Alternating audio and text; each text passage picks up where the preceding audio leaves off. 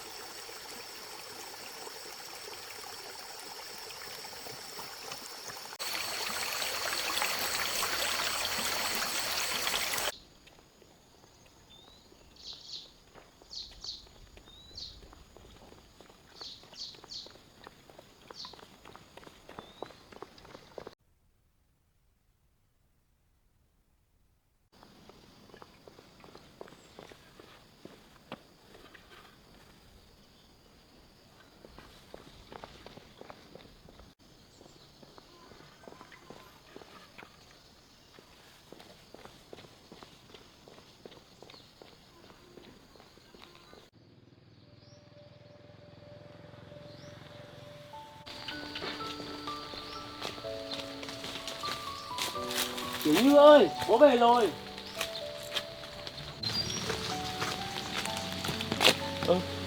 Sao ngôi nhà mình lại như thế này rồi?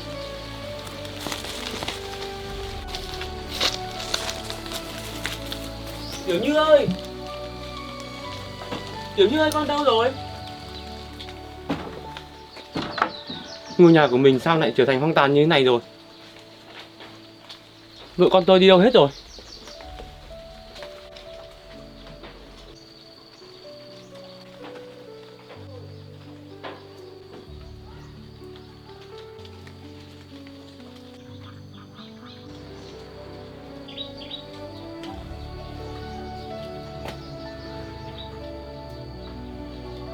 Ngôi nhà của mình từng gắn bó từ tuổi thơ ấu đến giờ, sao giờ lại tan hoang như thế này rồi?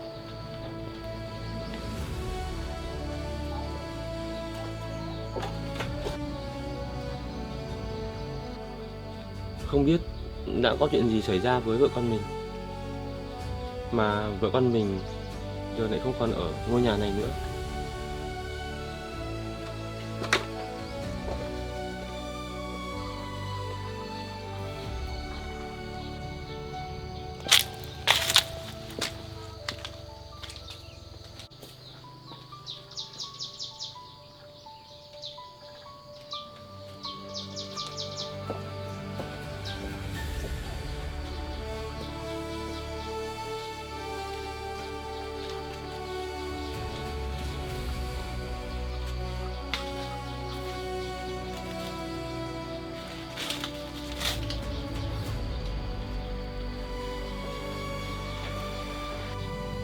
Mình phải đi sang nhà hàng xóm hỏi xem đã có chuyện gì xảy ra với gia đình mình và vợ con mình đi đâu rồi.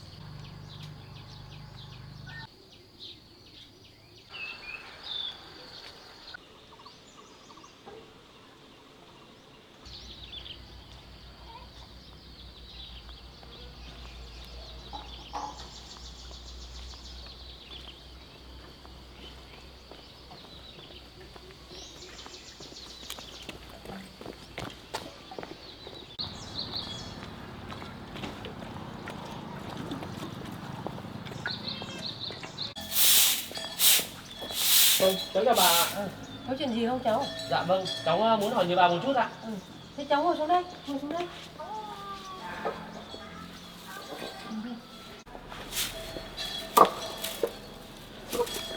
Bà ơi, cháu mới đi nghĩa vụ trở về. Bà ở gần đây, bà có biết tụi con cháu đi đâu không ạ? Nhà cửa của cháu tại sao lại tan hoang như thế không ạ? Cháu là ai? Cháu bỏ mũi ra bà xem nào, bà xem là ai? Vâng, bà không nhớ cháu ạ? Là Khương phải không? Cháu là Khương phải không? Dạ vâng, cháu là thằng Khương đây ạ. Đúng là Khương đây rồi.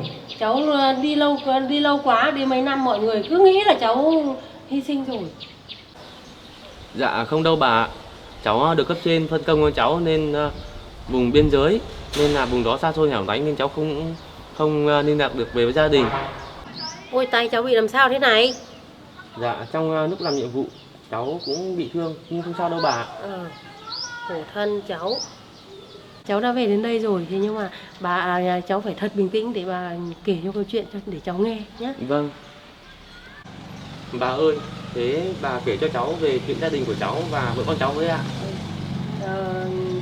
Cháu ơi, cái lúc mà cháu đi nghĩa vụ ấy, được 1 năm ấy, thì bà có thấy vợ cháu đi qua lại với bạn thân của cháu, Dạ tên vâng. là Tú. Vâng. Bà thấy nó qua lại với nhau lâu, tầm khoảng 2 năm gì đấy, xong là bán cả đất cho bà, xong nó dẫn cả con đi về nhà thằng Tú ở. Thế có thật không hả bà? Thật mà cháu, nhiều người đến hỏi mua lắm, xong là bà mới cũng bảo với ông là mình ở gần đây thì mình lấy lại để sau này bố con nó về thì có cái mà nuôi nhau. Bà nhớ ra rồi, cháu cứ ngồi đây để bà vào lấy sổ ghi đỏ cho cháu xem nhé, bà cháu ngồi đây. Vâng.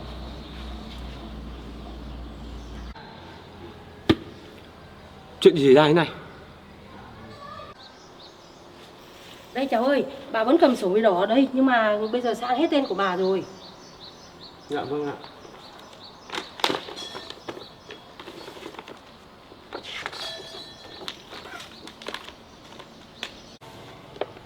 Dạ, đúng sổ của nhà cháu đây rồi bà. Cháu gửi lại bà. Cháu này làm gì việc gì cứ bình tĩnh, cháu cứ bình tĩnh xong là cháu đi đón lại được con gái về nhé. Dạ vâng ạ. Vâng, vậy cháu chào bà ạ. Cháu đi đón con cháu ạ. Thì cháu đi đón con cháu luôn đi nhá. Dạ vâng ạ. Khổ thân cháu.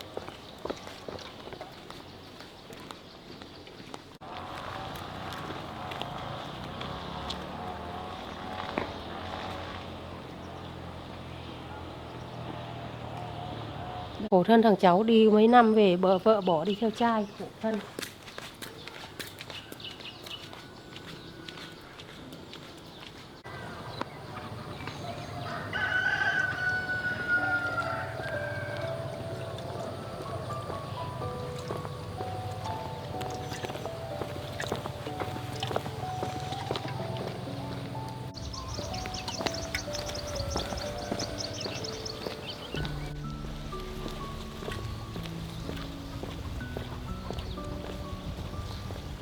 Cái hộp này nó rất nhiều quả lắm chị nhỉ? Nhiều quả này bán có ít tiền. Ôi này, ai như thằng Khương đi để niềm vợ nó nhà đi kiểu đi theo trai ấy. Đúng nó đấy. Nó rồi. Đúng nó đấy chị. Này, thằng kia nó đi lính về, nó đi lính mấy năm rồi, về nhà vợ nó đi theo thằng Tú rồi, theo trai, đi theo thằng Tú. Đúng rồi bạn, nó bán nốt cả nhà cả đất đi theo trai hết rồi.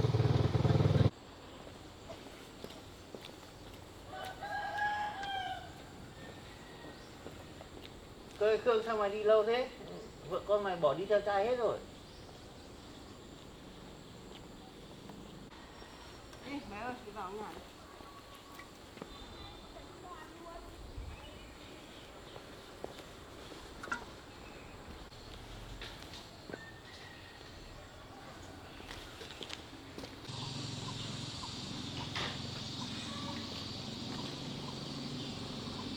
Anh lấy cơm con tưởng như chưa? Anh vừa lấy cơm vào đó rồi. Em có chịu khó một chút là tí nữa anh đưa em đi mua quần áo nhé. Dạ.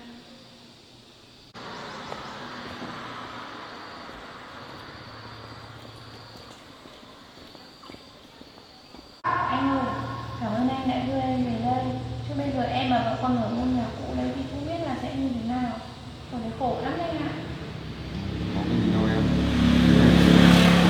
Thoải mái sung sướng như em. Ôi anh ơi, hình như là chồng cũ của em về thì sao ấy. Như đúng rồi đấy. Chúng ta ra ngoài xem thế nào. Vâng.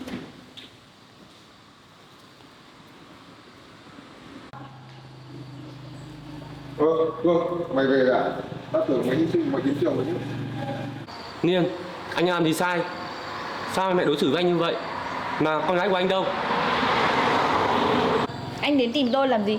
Anh đi biển biệt mấy năm như thế, làm sao mà tôi có thể chờ anh được? Tôi cũng phải đi tìm hạnh phúc riêng cho mình chứ. Mày nhìn lại mày xem, mày mặc bộ quần áo đính quen này, mày đòi là tuổi gì mà lo cho em Liên được. Chỉ có tao mới mang lại hạnh phúc cho em Liên được. Tao không nghĩ mày là thằng tồi như vậy Tú ạ. Thế con gái của tao đâu? Anh về đúng lúc lắm. Anh nói con gái của anh đi. Tôi phải chăm một đứa con gái không cùng máu mủ với mình. Như thế là quá đủ rồi. Niên, sao cô có thể thay đổi như thế được? Tôi vẫn gửi tiền phụ cấp với chăm con thôi mà. Mà sao cô lại bán căn nhà như thế? Anh nghĩ mấy cái đồng tiền đấy của anh là to à? Mấy cái đồng tiền phụ cấp của anh ấy gửi về ấy, không đủ tiền để tôi mua mấy bộ quần áo. Nói gì là tôi nuôi bản thân tôi, còn nuôi con gái của anh. Là cái căn nhà rách của anh ấy, bán cũng chẳng được mấy đồng đâu. Mày thấy chưa Khương? Chỉ có tôi mới có thể được chăm sóc được cho cô ấy.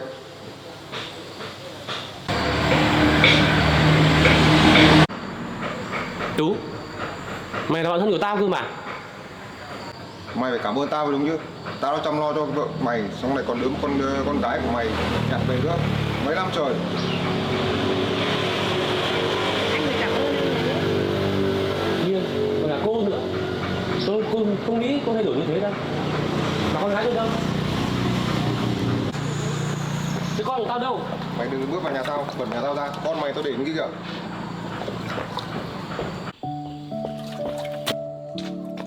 Tiểu Như. Bố.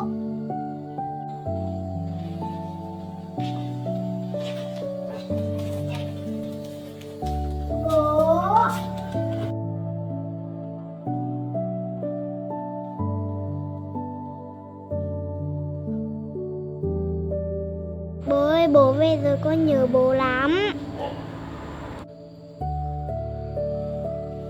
Tiểu Như ơi, bố về rồi, bố cũng nhớ con gái lắm. Bố về rồi, bố sẽ không để con gái khổ nữa đâu. Bố ơi, bố cho con theo với ở nhà mẹ, con không thương con đâu. Rồi, bố sẽ đưa con đi khỏi đây. Bố ơi, để con vào đây lấy đồ đã. Con vào lấy đồ đi con. Con đi cả dép nó vào này.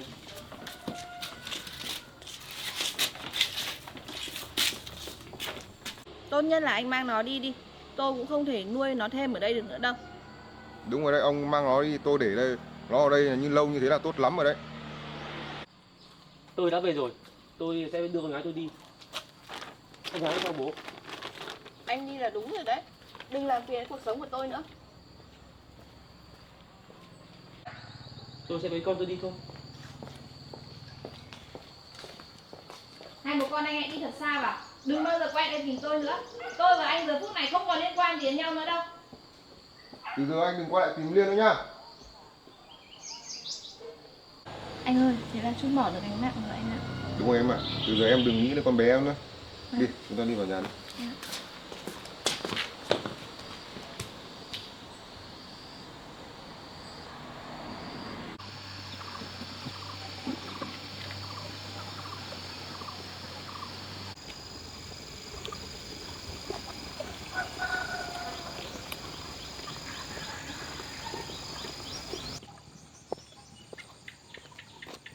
Bố sẽ đưa con rời khỏi ngôi nhà đó con ạ.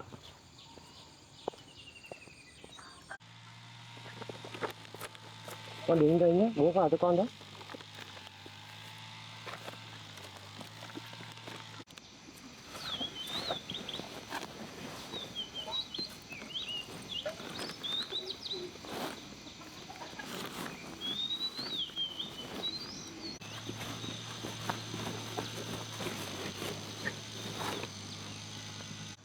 Bố mua cho con gấu bông này, con có thích không?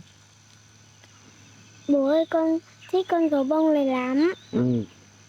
À, con cũng có quà cho bố. Thế con có quà gì cho bố thế? Bố ơi, đây là những bức thư con viết lúc bố vắng nhà. Ừ, đâu bố xem nào, con gái bố viết gì đây nào?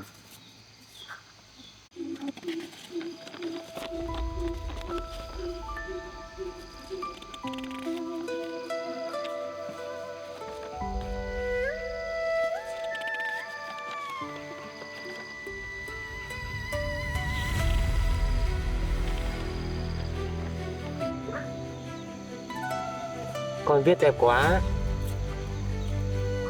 Bố ơi, từ giờ bố còn đi nữa không? Không, từ giờ bố sẽ ở nhà với con thôi, bố không đi nữa đâu.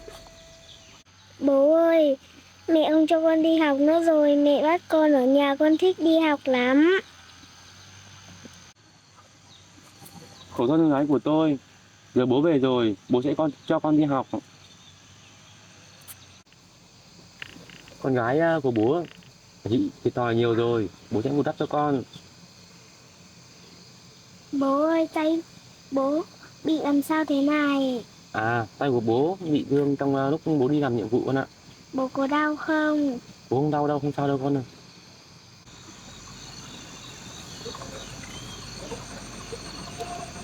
Bố ơi, con thương bố nhiều lắm. Ừ, bố cũng thương con. Để bố cất đồ đấy xong bố con mình đi nhá.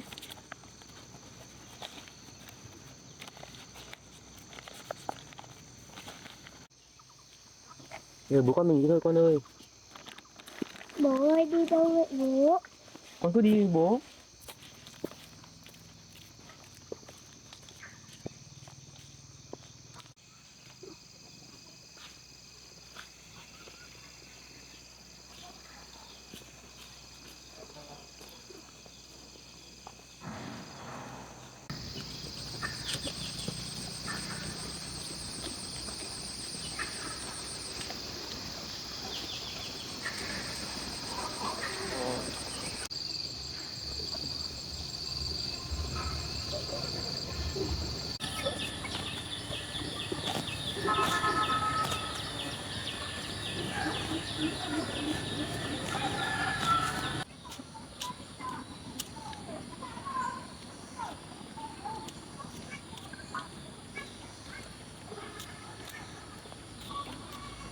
Kiểu Như ơi, bố về con có vui không? Con có ạ. Thế bố đưa con đi mua quần áo nhá. Và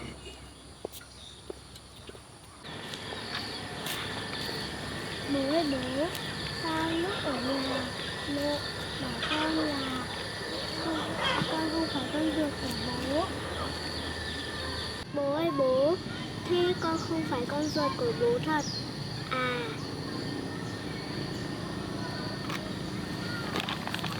Con là con gái ruột của bố mà.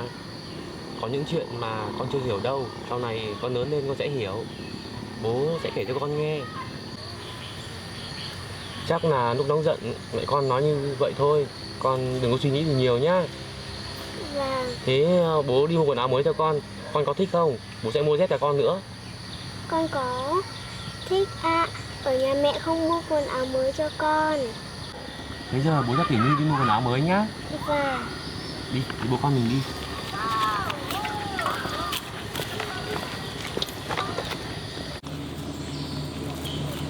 Này, bọn mày ơi, bố cái Như về rồi kìa. Đúng rồi. Đúng rồi, bố con cái Như rồi. Mà cái Như không được đi học, đừng có chơi với nó.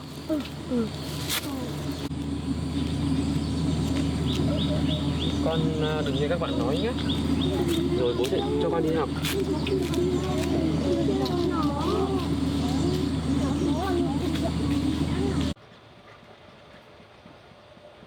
Bố năm nay tốt nhỉ? Bố năm nay được mùa đấy bà.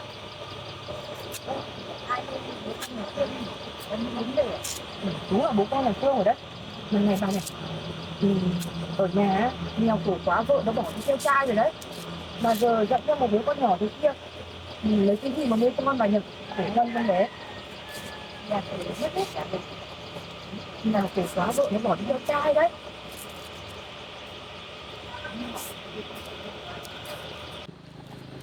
Bốn ơi, không ở nhà với mẹ đi, bố lấy cái gì mà ăn? Đúng rồi đấy, đi theo bố giờ nhà cửa không có thì ở chỗ nào được. Đấy, nhìn nhà cụ thế kia vợ bỏ đi theo trai là đúng rồi đấy.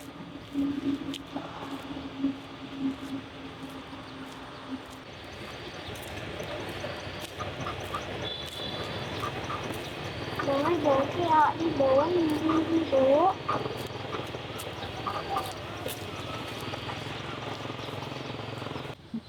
Bố ơi, dù mọi người có nói thế nào em vẫn đi theo bố. Con yên tâm đi, bố sẽ chăm lo cho con đầy đủ, nghe chưa?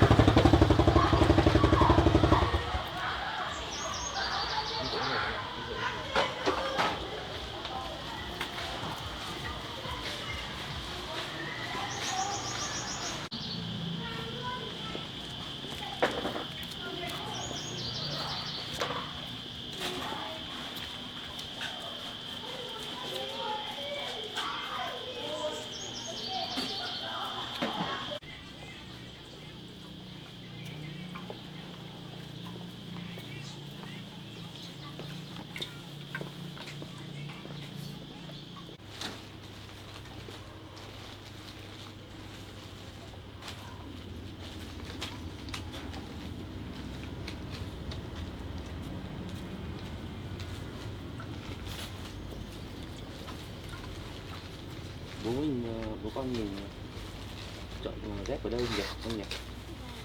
Mua dép à cháu? Vâng.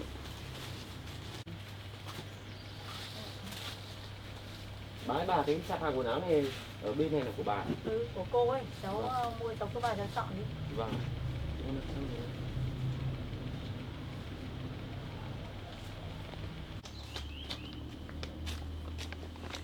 Đi, bố vào đây chọn đi.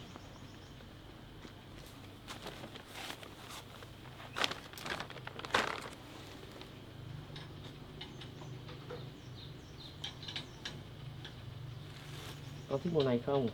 Con có ạ. Con treo đây nhá, tìm đây cho con nhé. Đây, con chọn đi. Cái này có thích không? Có, con thích cả cái này. Bố ơi, con thích cái quần này làm bố ạ. Ừ, thế thì bố thử xem nó vừa không? Chắc là vừa đấy con ạ. Thế con tìm cái gì nữa? Con cái áo nào nữa con lấy đi. Đây, con lấy quần hay áo, con lấy thêm đi. Con treo đây nhá. Con lấy cái áo này. Đây bố xem nào, con đứng lên xem nào. Bố ơi, con thích áo màu hồng này lắm. Ừ, áo này con sẽ mặc vừa đấy. Đúng đấy con ạ.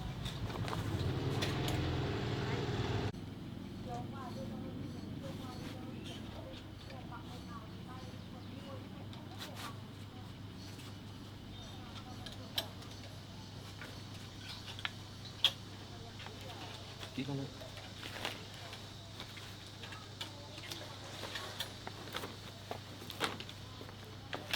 Con ở thế nào không cháu? Dạ được 2 bộ bà. Bà gấp quần áo và cho quần áo của cháu ạ. Và cháu chọn thêm đôi dép nữa. Cháu ra cháu chọn đi.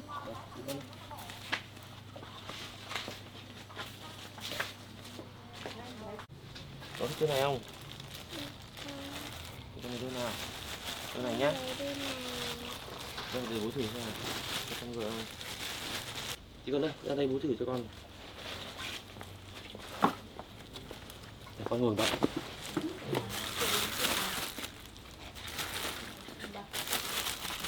Đây đây. Con đi thử xem nào. Bố ơi, đôi dép này đẹp quá bố ạ. Thế là vừa chân con rồi đấy. Cái này. Con có thích đôi dép này không? Con có ạ, con thích. Thế bây giờ bố đi mua thêm cho con cái cặp nữa nhé. Vâng, Để mai con đi học đấy. vâng. Kiểu như là con thích cái cặp nào thì để bố lấy cho con nhé. Vâng. Đấy con chọn đi, con thích cái nào nào? Con thích cái kia. Con thích cái kia à? Báo thì bạn lấy giúp con rồi ạ. Vâng.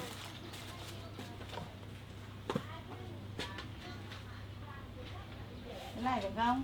Vâng. Đây con đeo thử xem nào xem được không? Bố ơi, con thích cái này lắm. Con vừa với con đấy nhỉ? Vâng.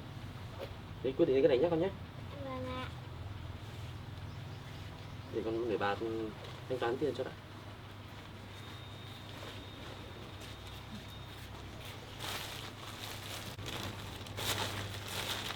Bao nhiêu của cháu hết bao nhiêu hả bà? Tổng của cháu tất cả cặp với quần áo là hết 600. Vâng ạ. Đấy ngoan quá. Nhưng mà bớt cho tí nhá. Dạ Lấy vâng. 530. Vâng ạ, thế cháu cảm ơn bà. Cảm ơn bà đây. Con cảm ơn bà đi. Con cảm ơn bà. Và cảm ơn con nhá. 500 là. Cô chị. Dạ vâng. Thế bây giờ bố con mình về nhé. Vâng. Con học học vào đi.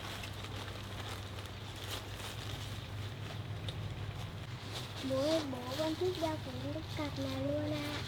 Thế thì con đeo luôn đi. Hai bố con cháu chào bà. Con chào bà. Và chào con nhá. Vâng. Đưa chân đi xem đôi nào có Bố ơi, đẹp còn cái đồ không? Cái đôi đi vào chân đây này. Đi vào chân đây này. Nó đen mà nó lột.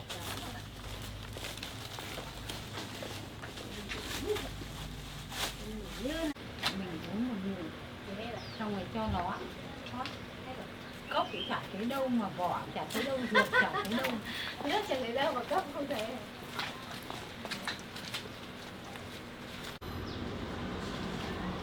Giờ bố con mình về thôi con ạ.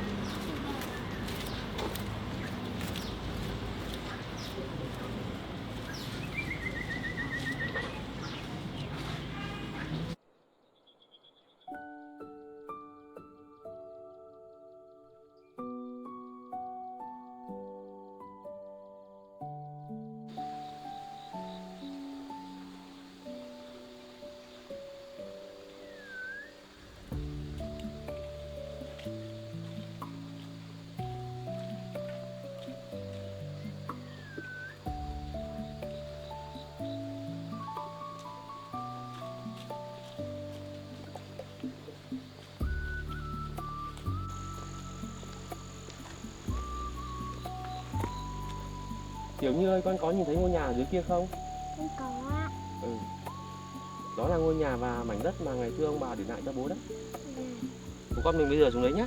Vâng ạ.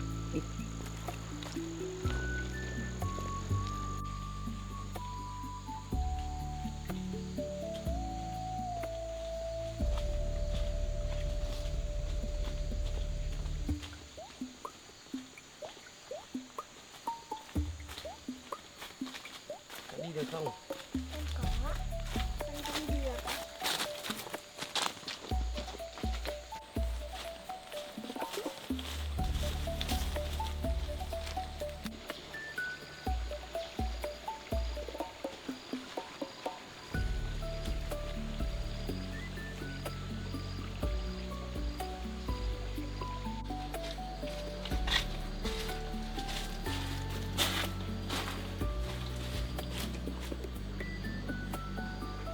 Bố ơi bố, đây là nhà của ông bà hả bố? Đúng rồi con ạ. Đây là ngôi nhà của ông bà. Ngày xưa ông bà dựng ngôi nhà này lên để trông coi hoa màu và cây cối con ạ. Vâng.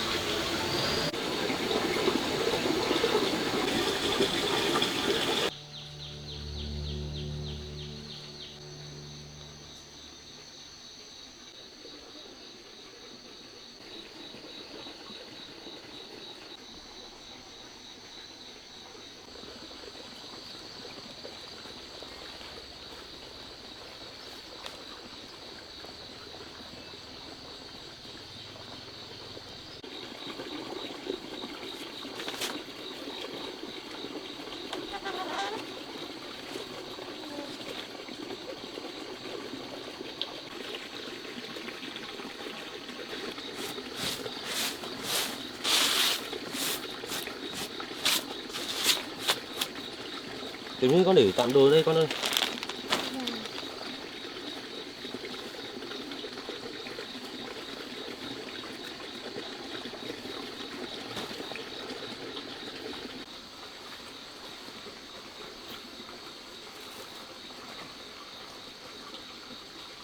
Ủa, thì cái chỗ quét dọn qua nữa.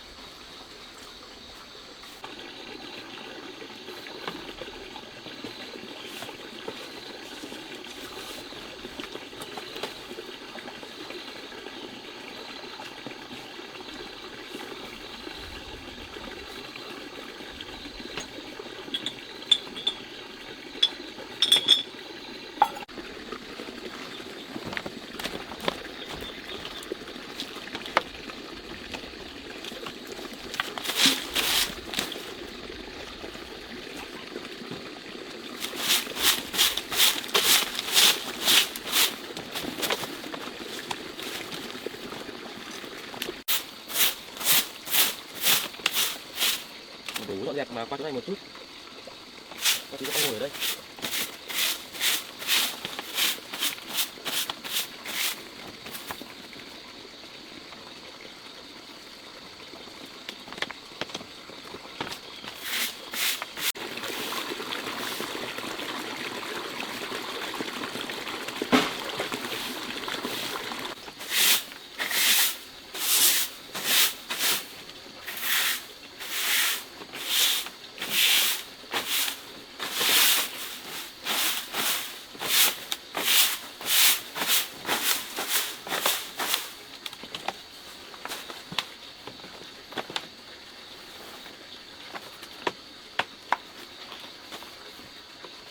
Như con lên trên này ngồi Như ơi.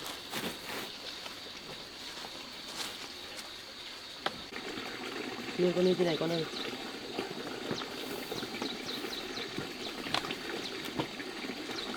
Còn khăn nữa không?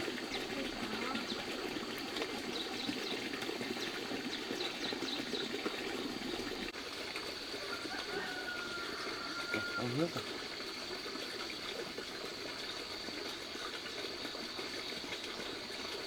Con ngồi đây chơi nhé, để bố sang bố dọn tiếp bên kia nhé.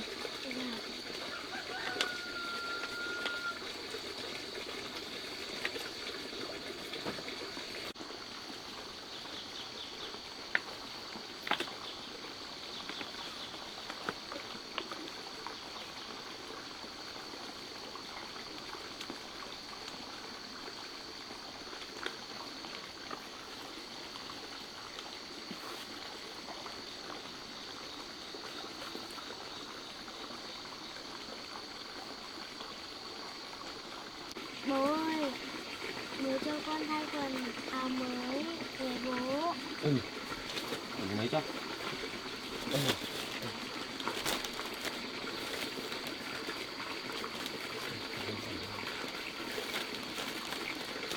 Con mặc áo nào? Áo này nhé.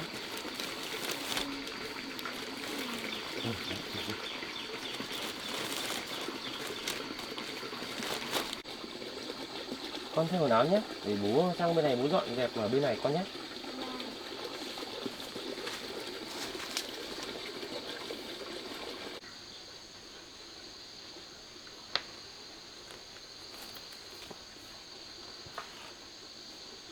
Mình sẽ dọn dẹp mà ngôi nhà bên này.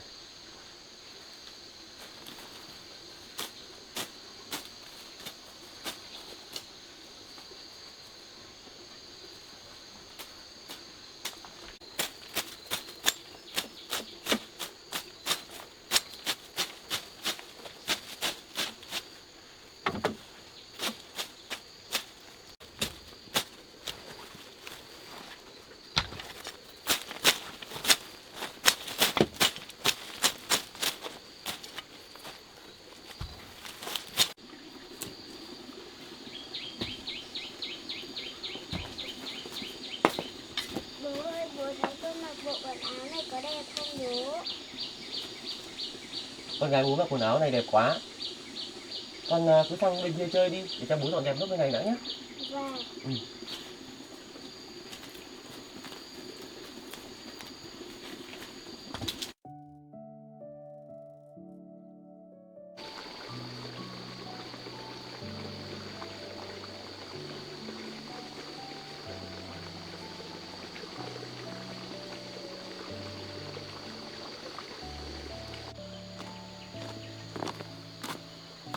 Thôi nhỉ, như ai ở đang dưới trang trại kia nhỉ? Hình như là bố con thằng Khương nó mới về à? Thế mình phải xuống xem mới được.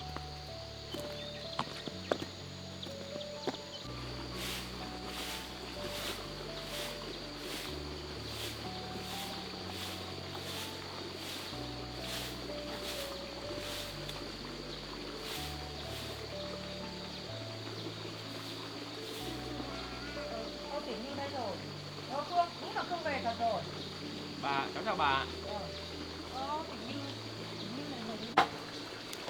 Cháu chào bà. Đúng là Khương thật rồi. Vậy mà mọi người cứ bảo là cháu đã hy sinh rồi. Dạ, cháu đây mà bà. Vâng. Tốt quá rồi. Khương ơi, tay cháu làm sao thế này? Dạ, cháu bị thương trong lúc làm nhiệm vụ thôi bà. Không sao đâu bà. Thế thì cháu cũng về đến nhà là tốt lắm rồi. Vâng, cháu mời bà ra đây ngồi ạ. Nhé. Chị Như về ở đây với bố rồi. Vâng, bà ngồi đây đã bà. Chị Như lên đi. Đây bà ngồi đây.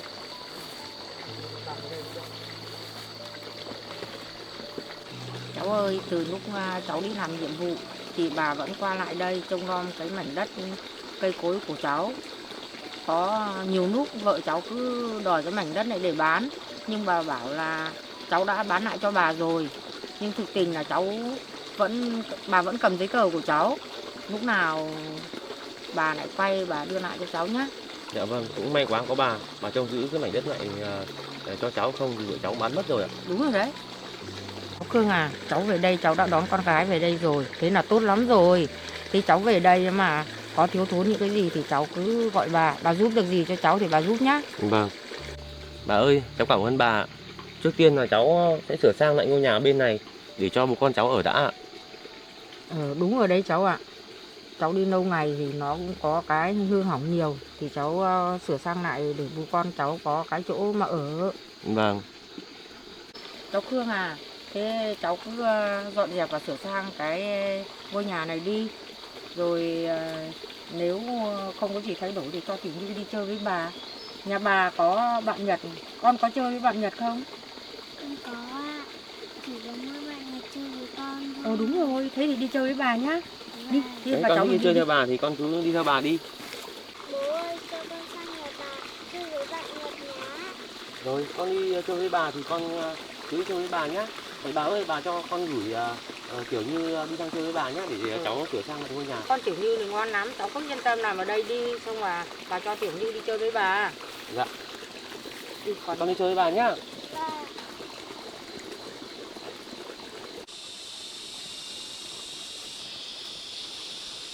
Bà ơi, để con quay lại bên đấy con gấu bông của con đã. Con quay lại đấy đi.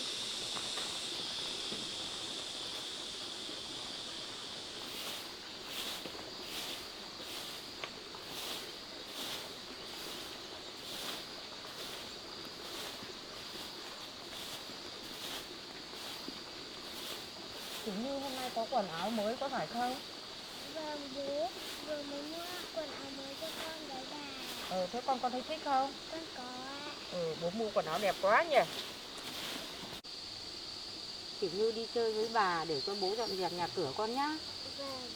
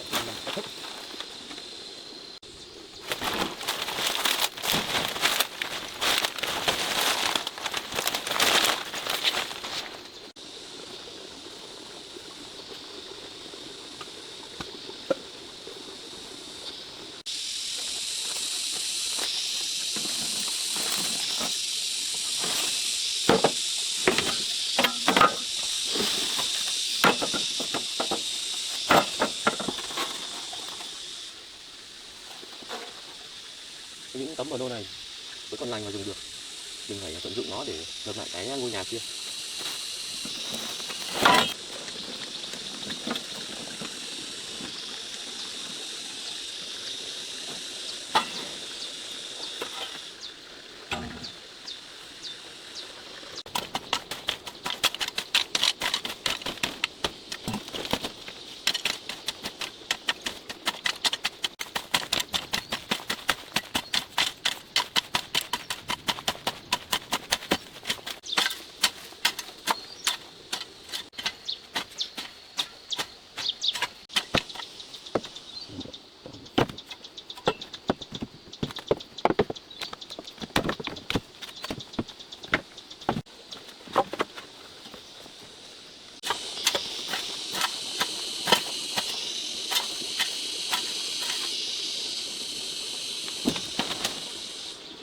Những tấm vách này cũng không dùng được nữa rồi, chắc là mình cũng phải thay vào một tấm vách khác thì mới ở được, chứ ở thế này chắc là sẽ không an toàn.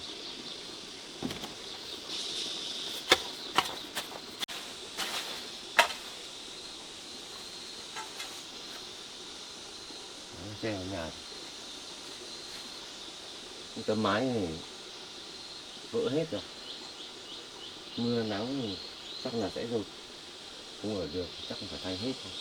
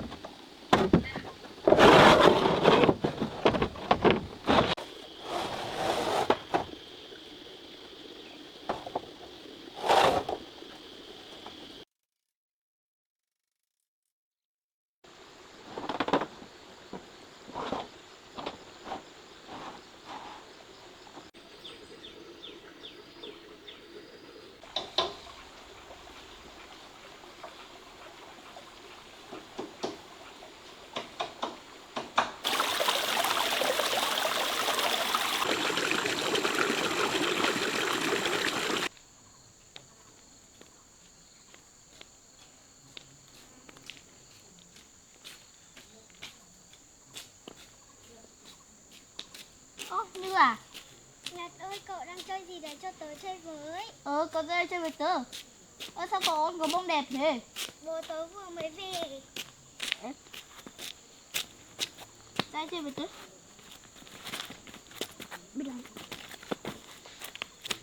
Bố cậu về thật rồi à? Bố tớ về thật mà. Bố tớ còn mua cả quần áo mới cho tớ với con gấu bông nữa. Quần áo của cậu đẹp thật đấy, cả con gấu bông của cậu nữa. Mai bố tớ cho tớ đi học rồi đấy. Thế tốt quá, tớ với cậu là được đi học cùng nhau rồi. Con gấu bông của cậu đẹp quá, có thể cho tớ mượn một tí được không? Đây, cậu lấy đi. Cậu ơi, cho tớ chơi ô ăn quan cùng với. Thế hai đứa mình cùng chơi ô ăn quan cùng nhau nhé. Trả gấu bông cho cậu này, để hai đứa mình cùng chơi nhé. Ok. Có cậu về đây chơi vui thật.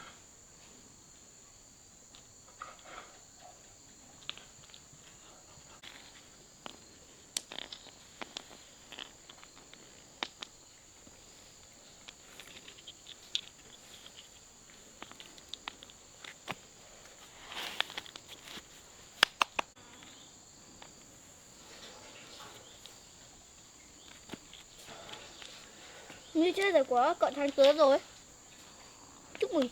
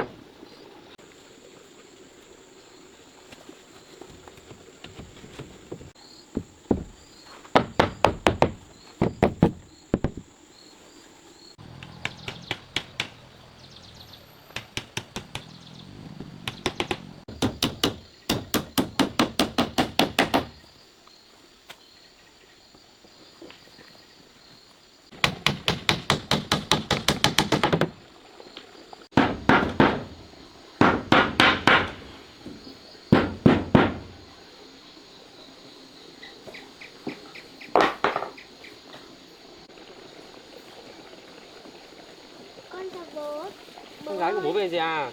Bà cho trứng này bố. Bà cho con trứng à? Vâng. Ở nhà nhá. Dạ. Bố ơi, bố làm ngôi nhà này đẹp quá. Thế con có thích cái ngôi nhà này không? Con có, con thích lắm ạ.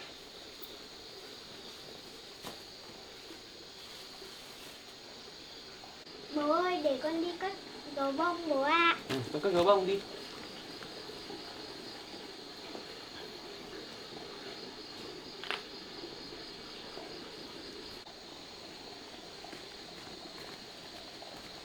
Bố ơi, bố có mệt không? Con lấy nước cho bố uống này. Ừ, bố cảm ơn con, bố không mệt đâu con ạ.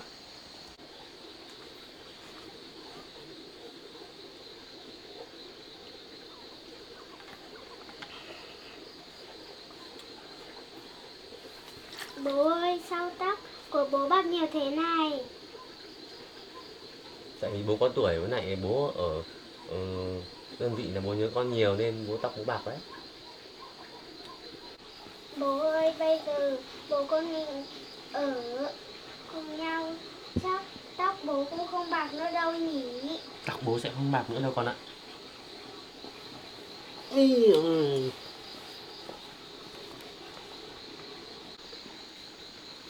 Vậy bố con mình đi tắm nhé, xong là về bố nấu đồ cho con ăn. Vâng.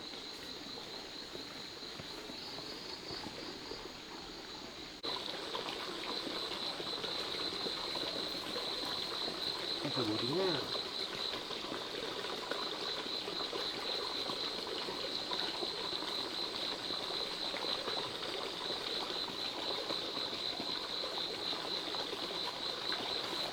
Có một quần mới này không?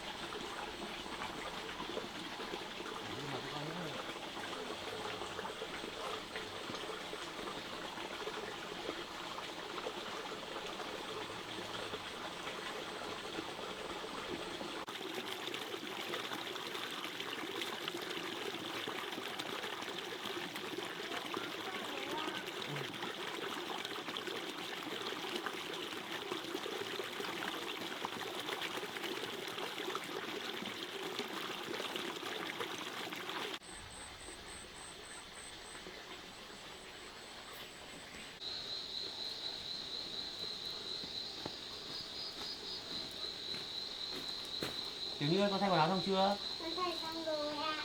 Con ngồi đây để bố đi tìm cái đèn một thắp cho sáng nhá. Vâng.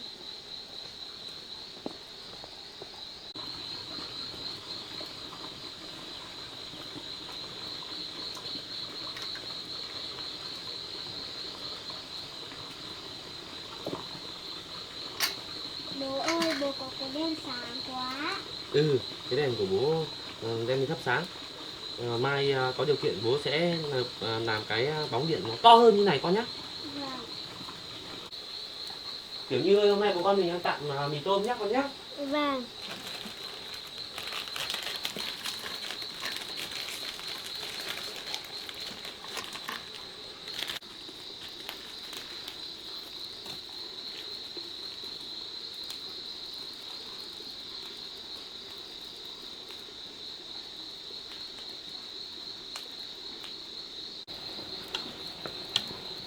Tiểu Như ơi, tối nay bố con mình ăn tạm mì tôm. Xong là tối nay bố con mình sang cái tròi bên này ở tặng con nhé. Mai bố chuyển sang cái nhà bên này thì cẩn thận hơn thì bố con mình sẽ ở bên này.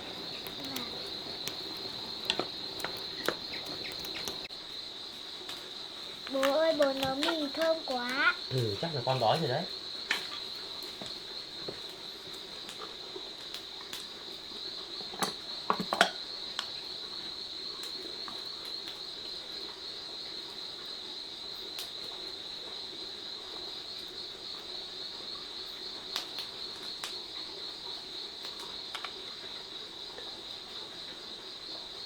Đưa con này. Đưa con. Con ăn quả trứng này nhá. Quả trứng bà cho đấy. Đây, con mua cho con trứng nữa đi. Con đi. Bố ơi, con mời bố ăn. Con ăn đi. Bố mời con nhá. Dạ.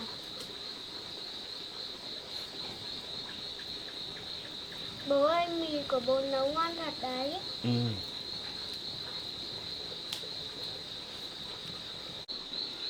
Con thấy ngon thì con ăn nhiều vào cho con nhé. Vâng. À mà kiểu như này, cái sợi dây chuyền mà ngày xưa bố cho con để đâu rồi? Mẹ cứ đòi bóng của con nên con cất đi rồi. Ừ, con giữ cẩn thận vào nhá. Vâng. Con cứ ăn đi. Ăn xong thì bố con mình đi nghỉ ngơi, xong là sáng mai bố sẽ đưa con đến trường đi học nhé. Vâng.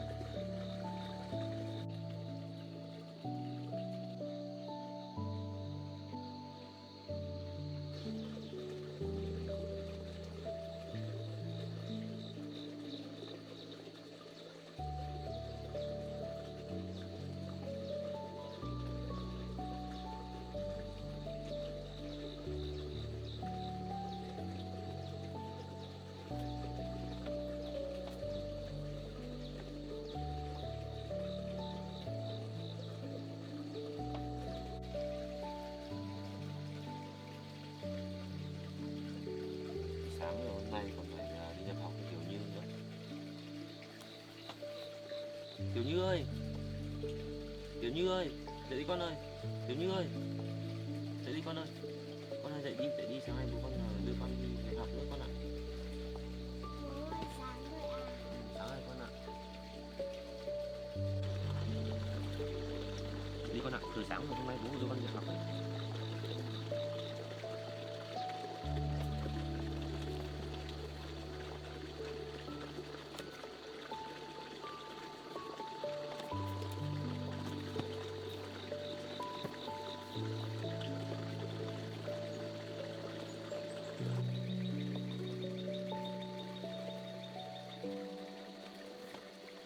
Bụi tóc cho con nhé.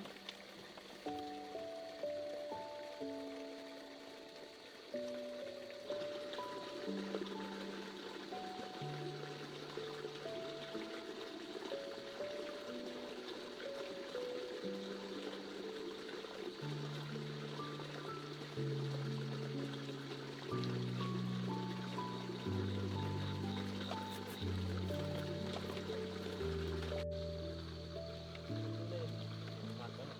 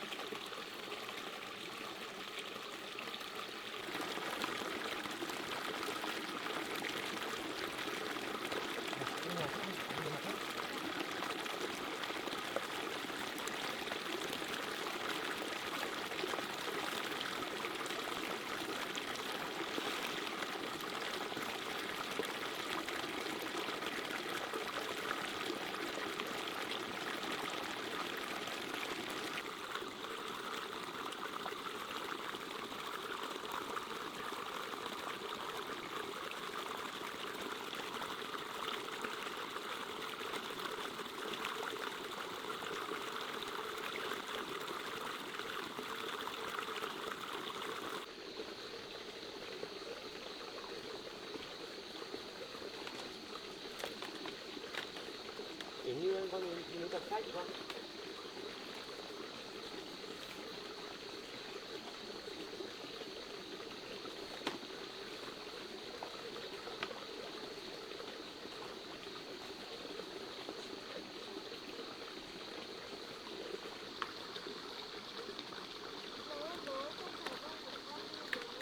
Con thỏ bông của con ở đây nhưng mà con có để ở nhà với con ạ, một cất cho con.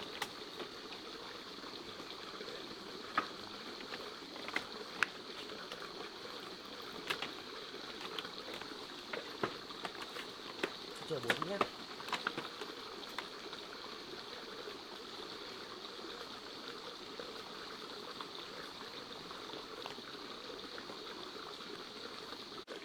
Bố ơi, hôm qua bạn gặp bảo con là bạn là sẽ đợi con ở lớp. Nếu bố đưa con đi rồi bố sẽ mua đồ ăn sáng cho con, bố đưa con đi nước nhé.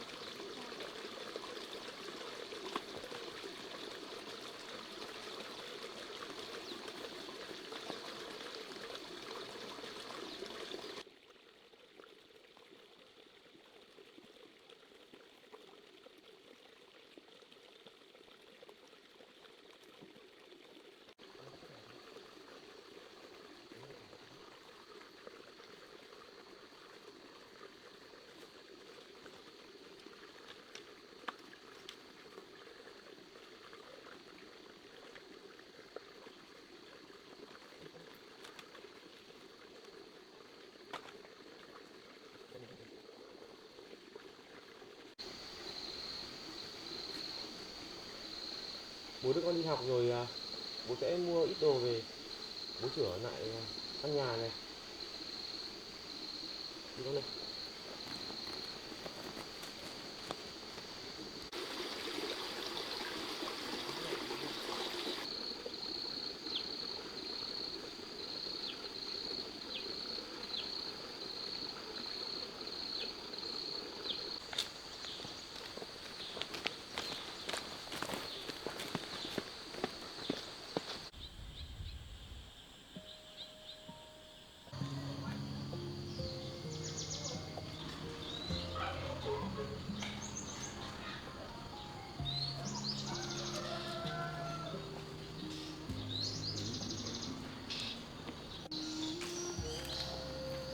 Bố ơi, con sợ đến lớp các bạn không chơi với con. Con cứ lo học hành chăm chỉ, con học giỏi các bạn chơi với con. Con không lo đâu nhé.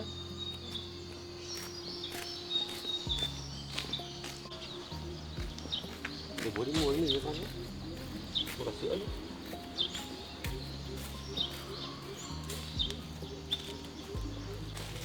Bốn năm. Mới chưa. Anh có bánh mì không anh? Anh Đây. mua cho bánh mì với hộp sữa. Đây nhà em có bánh mì này, anh chọn cho em có loại nào thì lấy.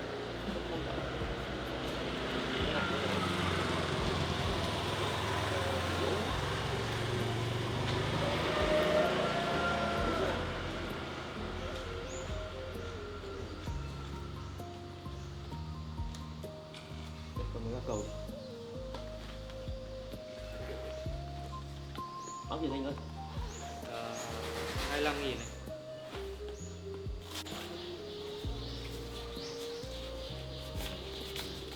Anh cho anh gửi tiền. Vâng. Anh gửi. Bạn, anh cảm ơn nhé. Vâng. Đi, của con mình đi.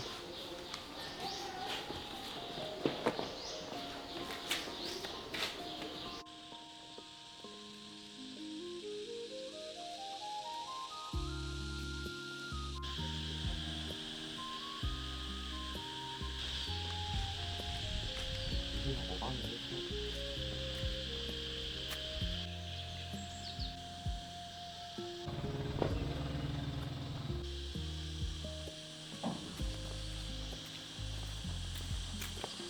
Con ở đây ngồi chờ bố nhé, để bố đi mua táo nhé.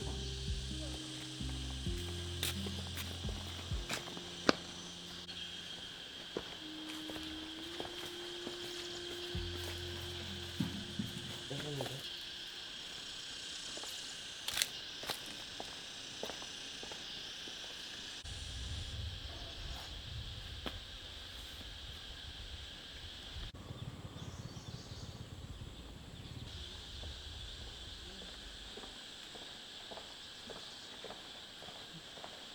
Thiếu mà là cô giáo.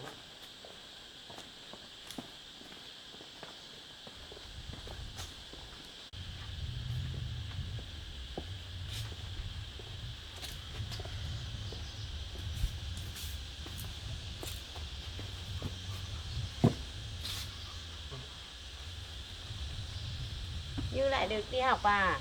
Vâng, con chào cô. Con chào con nhé. Cháu cũng xin cô giáo. Hôm nay thì cháu đưa Tiểu Như đến đây thì cháu cũng muốn xin cho Tiểu Như nhập học lại. Sao bây giờ cháu mới đưa bé đi học? Vì năm ngoái thì cũng đã đi học được một thời gian rồi. Xong là tự nhiên là cứ thấy nghỉ thôi. Đến nhà trường với lại cô giáo thì cũng đã đến gia đình vận động nhiều lần mà không thấy mẹ cháu đưa cháu đi học. Thì cũng không thấy nói lý do gì. Thế nhưng mà thôi muộn thì hơi muộn một chút nhưng cũng không sao. Bây giờ cháu đưa Tiểu Như đến đây rồi thì nhà trường với cô giáo vẫn nhận cho cháu vào học bình thường. Dạ vâng.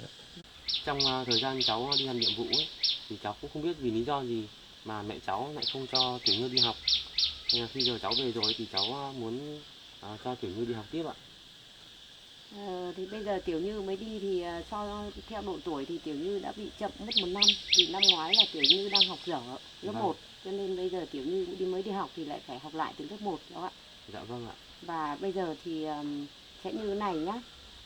Riêng sách vở thì cô giáo sẽ mua hộ.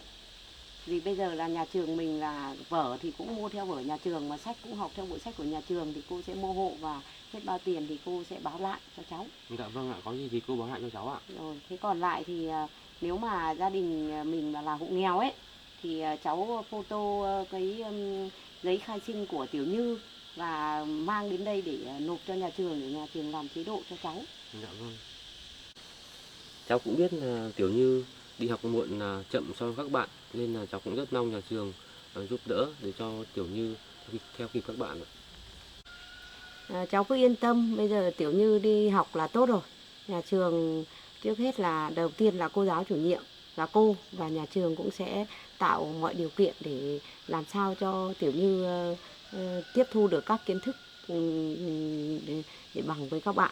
Dạ vâng. Đấy là về phía nhà trường. Thế tuy nhiên là về gia đình thì cô cũng có một vài điều kiện. Đó là thứ nhất là phải tạo điều kiện để cho Tiểu Như đi học đều. Về nhà thì bố mẹ cũng phải kèm thêm cho cháu để cho cháu cũng mới theo kịp được các bạn. Vậy thì cháu cũng tâm sự nhờ cô giáo với nhà trường giúp đỡ Tiểu Như với ạ. Cháu cứ yên tâm. Thì bây giờ cô cũng trao đổi qua về cái giờ giấc học tập của Tiểu Như để cho gia đình nắm được. Vâng. Bây giờ là nhà trường mình cũng là cho các con là ăn buổi trưa ở trường, tức là trường bán trú đấy. Vâng. Thì là buổi sáng thì các con phải có mặt ở trường là từ 6:30 và buổi trưa thì ở lại trường, còn buổi chiều thì 4:30 là bố mẹ phải đến đón các con. Thì bây giờ cháu cứ đi về đi để Tiểu Như lại ở đây để cô đưa Tiểu Như vào nhận lớp và làm quen với các bạn. Dạ vâng ạ. Vậy thì Tiểu Như ở lại đi học với các bạn nhá. Vâng, con chào bố. Con cố gắng học nhá. Vâng. Vâng, chào cô giáo. Tiểu Như đi cùng cô sang lớp để làm quen với các bạn nhá. Vâng. Đi ngoan nhá.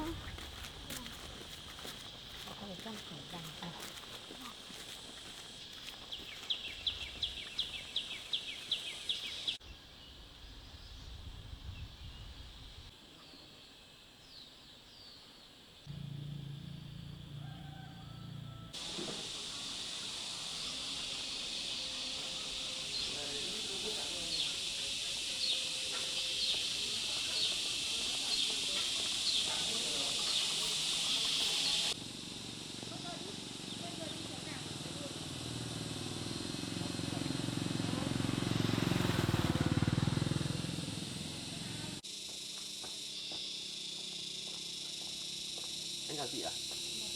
Chị ơi cho em mua ít đồ ạ.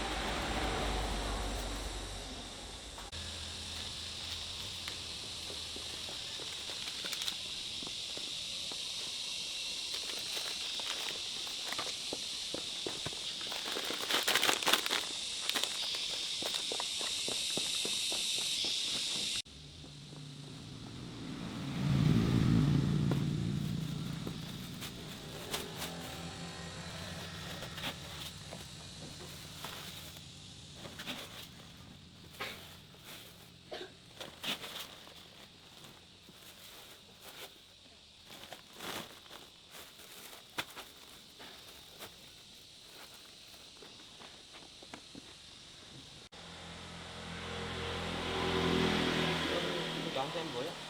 À mà chị ơi, chị có cái bóng điện nào nó vừa tầm này không chị? Có đấy. Vâng, bóng cho em.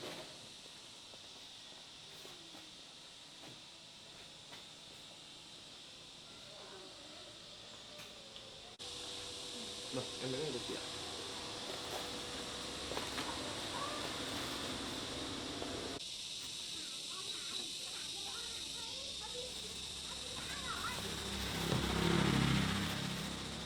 Có như vậy.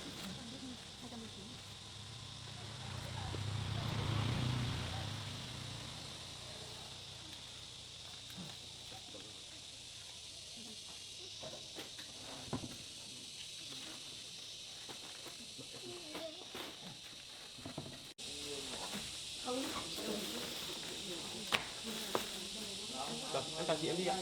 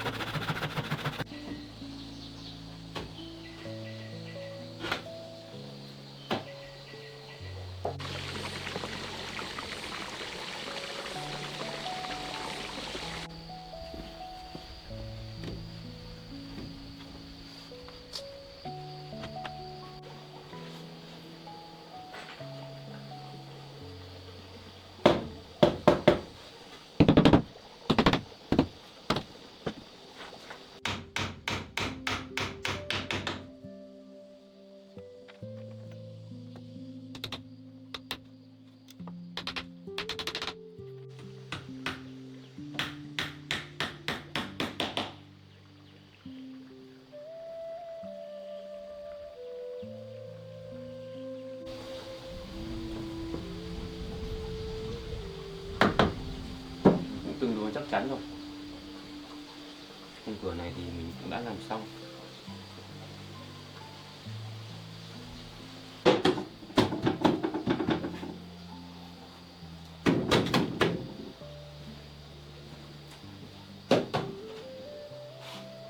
Cái khung giường này mình vẫn có thể sử dụng lại được, nhưng mình cần phải làm cái sàn gỗ lên thì mới có chỗ nằm, chỗ ngồi được.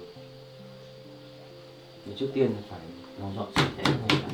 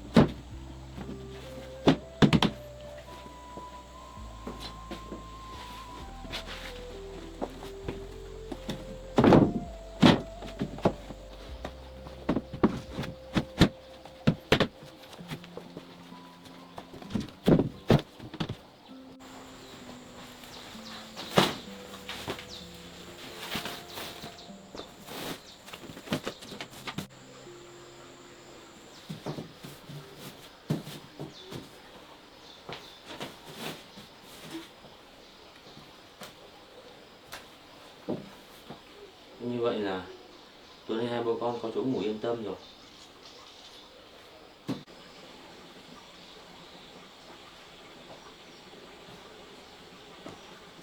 Mình còn phải làm cái cầu nước nữa.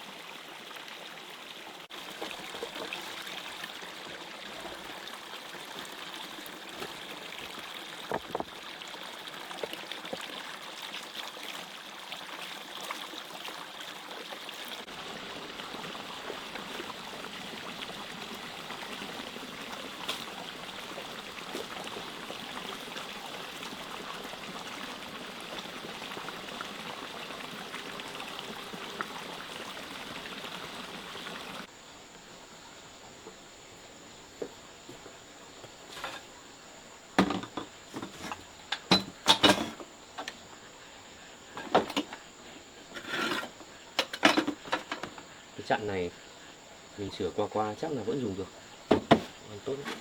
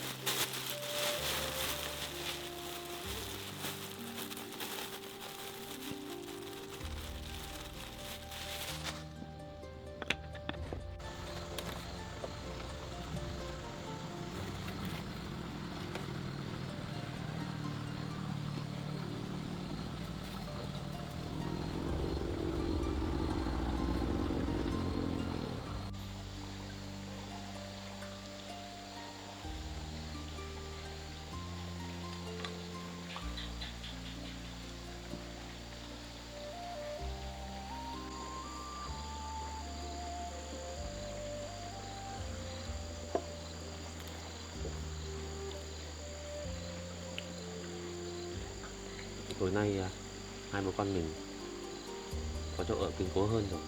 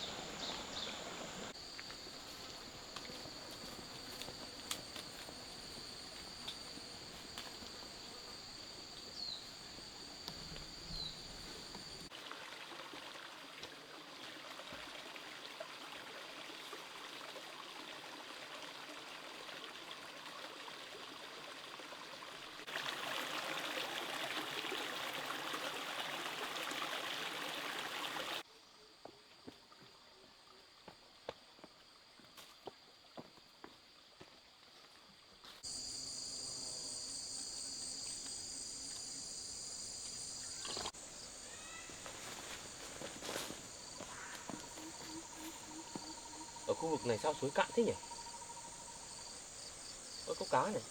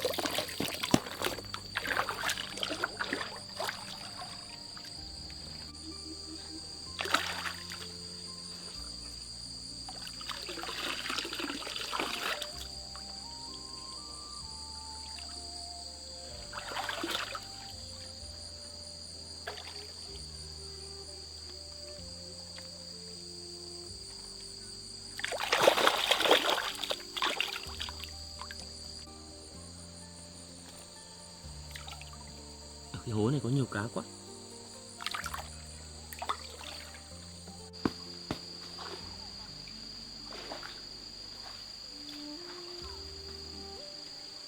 Cái đường này nhiều cá quá, nhưng tầm này sắp đủ ăn rồi. Mình phải về để còn đón Tiểu Minh nữa.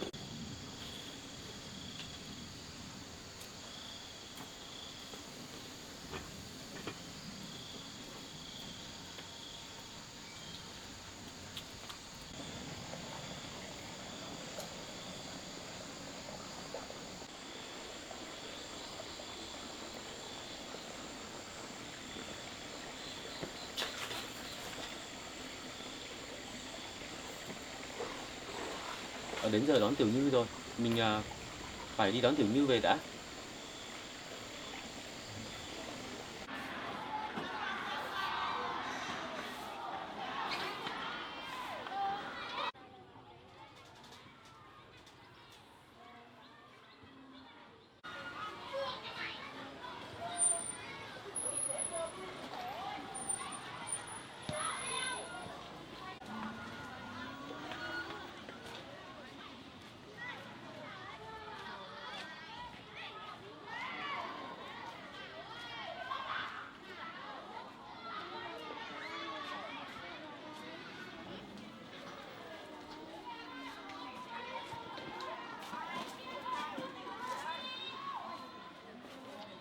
Thì hôm nay đi học có vui không? Tôi đang ở đây. Tôi đón. Thì hôm nay cô đau chiều bố ngồi đón à?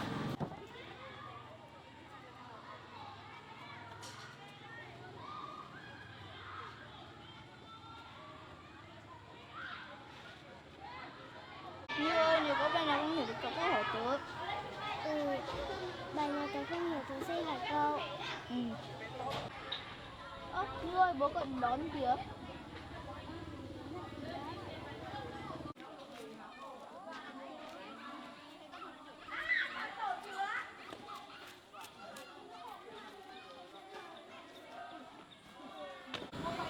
Cháu chào chú, Tiểu Như ơi, tớ đi về đây. Con về cẩn thận nhá. Tiểu Như ơi, hôm nay con đi học con có vui không? Bố con mình đi về nhá.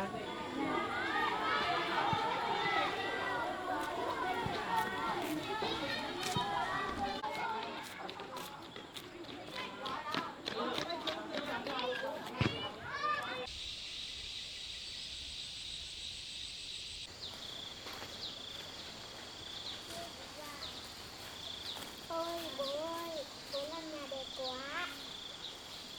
Con có thấy đẹp lắm không? Tiểu Như ơi, con cất cặp vào trong nhà đi. Con ơi, cất trong này mà con. Đấy, con vào trong nhà. Tiểu Như ơi, con đặt cặp sách lên giường này con này. Vâng, bố ơi, vậy là tối nay mình được ngủ ở trong ngôi nhà mới này hả bố? Đúng rồi, tối nay bố con mình ngủ ở trên ngôi nhà mới này. Hôm nay bố bắt được nhiều cá lắm con ạ. Tí nữa bố con mình ăn cơm với cá nhé. Vâng, ngon thế bố. Thế con đi tắm đi. Xong là tí nữa về bố con mình ăn cơm nhé. Vâng, để con đi tắm.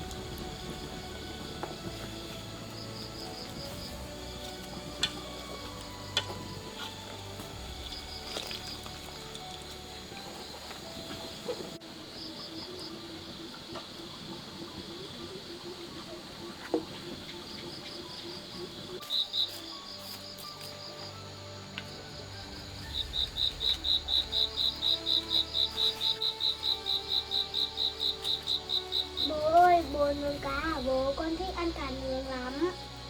Bố đang nướng cá. Cá nướng nó rất là thơm con ạ. Bố ơi, hôm nay con đi học vui lắm. Con quen được các bạn mới rồi. Thế thì con là chịu khó học vào nhá. Vâng. Ăn cơm xong con sẽ đọc bài cho bố nghe.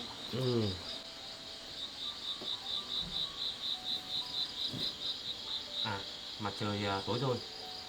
Con ngồi đây để bố thắp cái bóng điện lên nhé con nhé. Bố chưa kéo được bằng điện lưới đâu.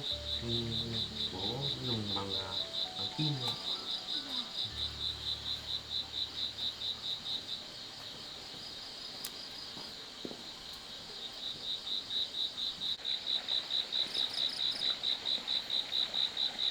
Bố ơi, sáng quá.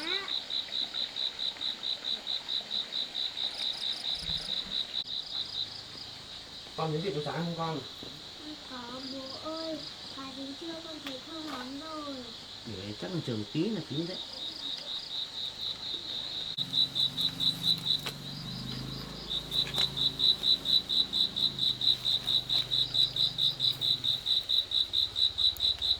Cố tí nữa là chín con ạ. Vâng.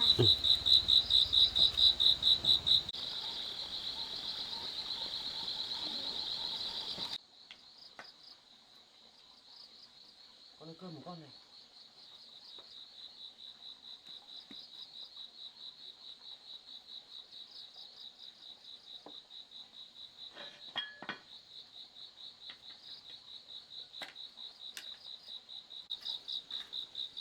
Con mời bố ăn cơm. Con ăn đi. Con ơi, cá ngon lắm con này. Con ăn cá đi này con này.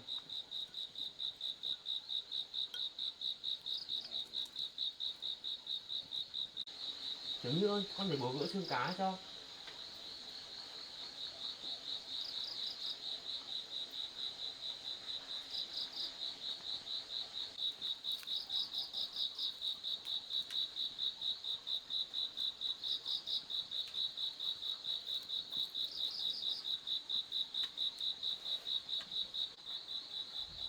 Con ăn đi con. Con xin bố. Con nhiều vào nhá.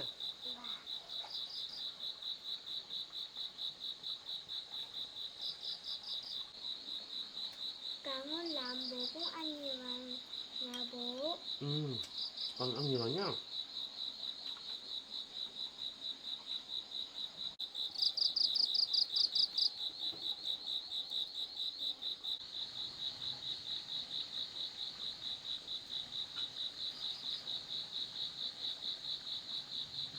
Con ăn đi, ăn nhiều nhá.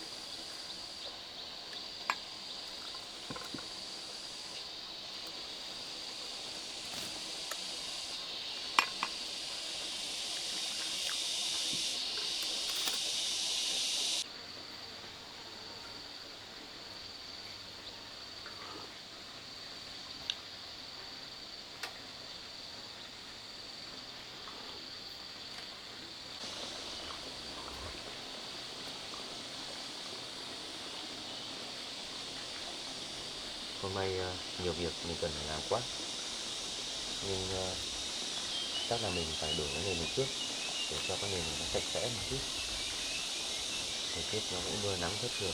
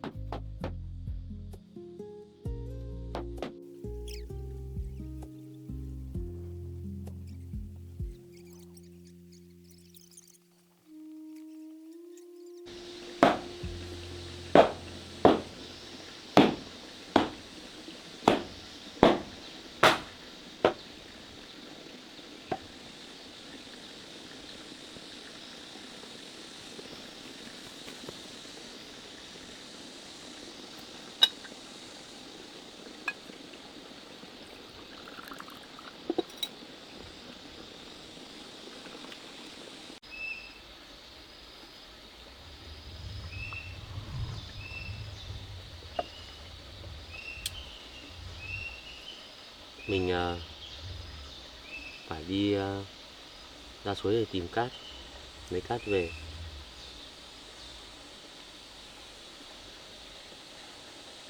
Mình còn phải đi đập đá để làm vườn rau nữa.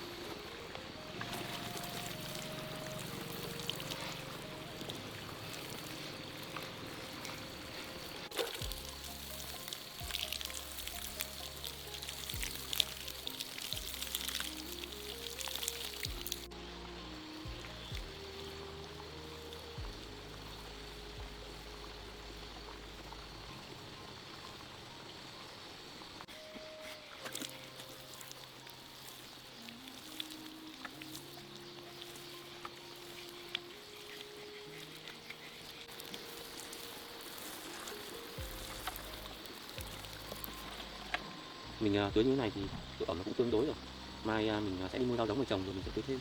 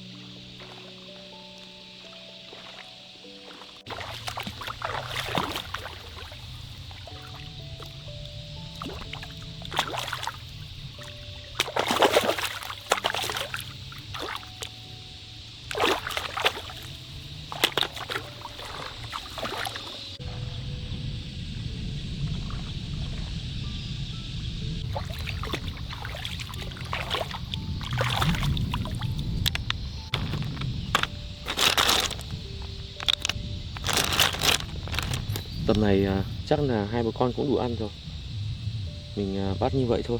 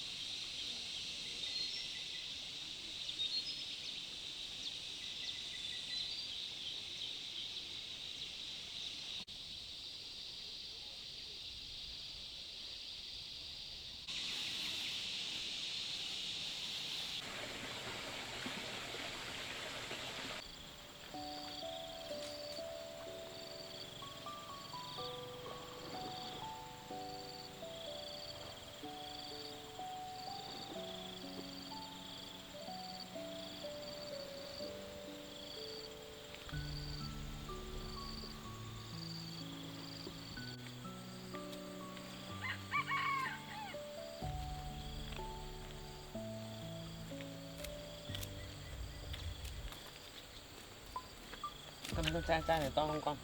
Con cầu bố bắt được con trai to quá. Mà sao hôm nay con không chờ bố đến đón mà con lại tự đi về mình thế này? Bố ơi, hôm nay bà nội của bạn Nhật đón bạn Nhật nên bà nội của bạn Nhật xin cô giáo cho con về cùng bạn Nhật rồi bố ạ. Như thế cũng được mà con. Hôm nào bố bận bố không đi đón được thì con cứ về cùng bà nội bạn Nhật nhá. Vâng.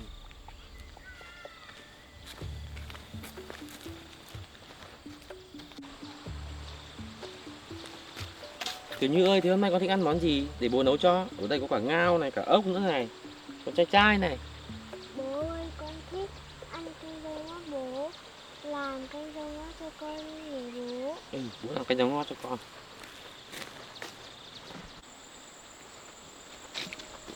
Tiểu Như ơi, con để cho bố khoác cặp cho con cho. Chứ con đi đường dài bố sợ con nặng.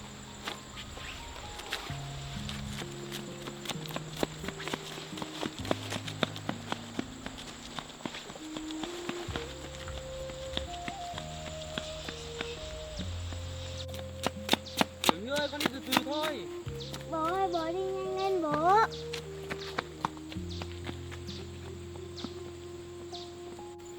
Tiểu Như ơi, con đợi bố với con.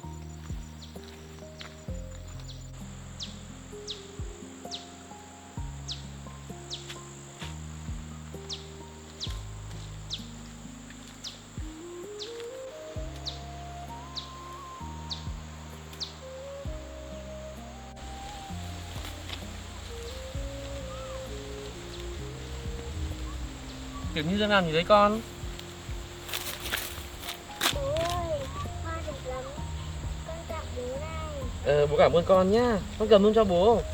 Vâng.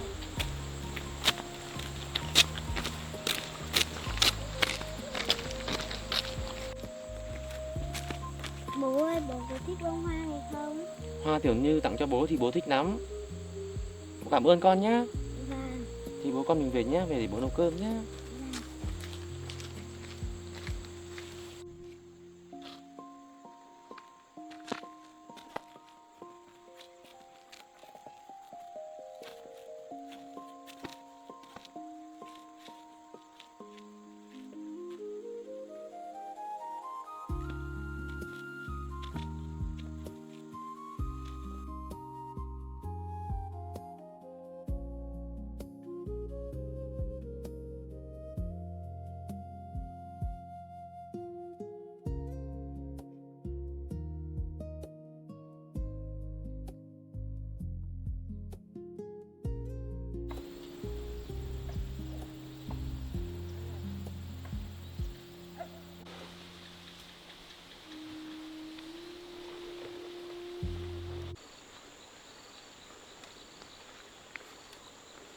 Ôi, bố làm vườn đẹp quá.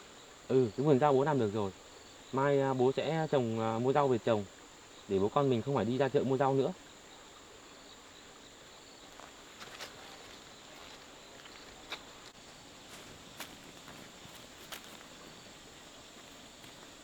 Tiểu Như con đi cẩn thận nhá, không cái nền bố mới đổ xong đấy.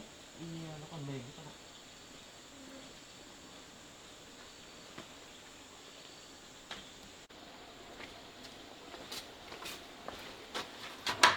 Bố ơi, con được bước vào được chưa bố? Đi rồi con ạ, bước được rồi. Nhưng con đi nhẹ nhẹ thôi nhé con nhé. Vâng. Con mặc xong rồi con chờ bố để bố đi rửa con ngao nhé. Vâng.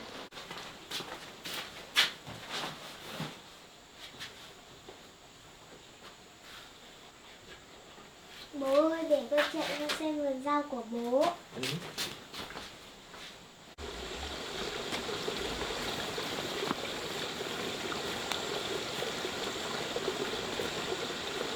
Bố ơi, vườn rau của bố đẹp quá. Mai này bố trồng cả hoa vào nhé. Mai bố trồng cả hoa vào nữa.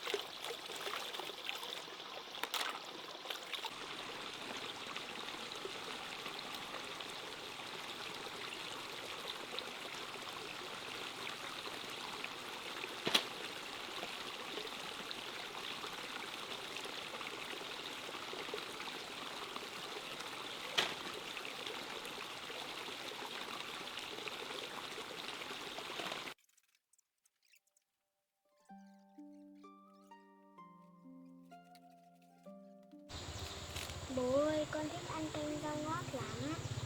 Để tí nữa bố nấu canh rau ngót với con ngao con ăn nhá.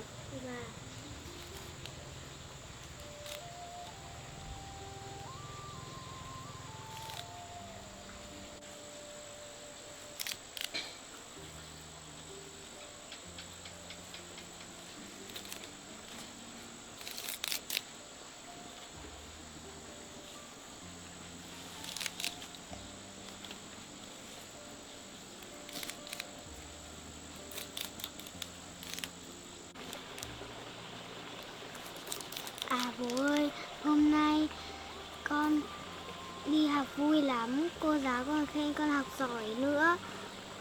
Và các bạn cũng chơi với con rồi. Con gái của bố giỏi quá. Con cố gắng học Tiểu Như nhé. Sau này thì bố sẽ có quà cho con đấy. Bố ơi, sau này con lớn lên con sẽ trở thành bác sĩ để chữa tay cho bố. Con gái bố giỏi quá.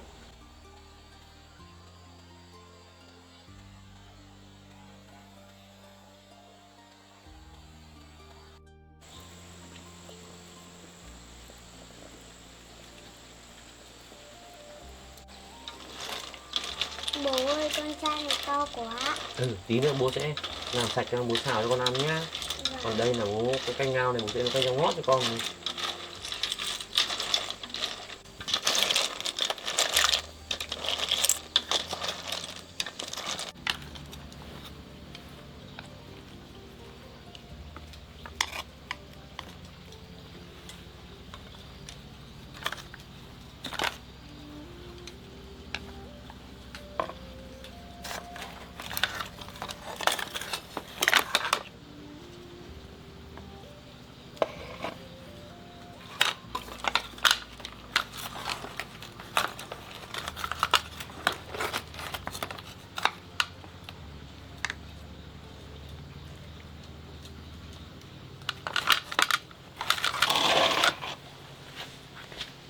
Bố ơi, con thích bố rửa rau nhé.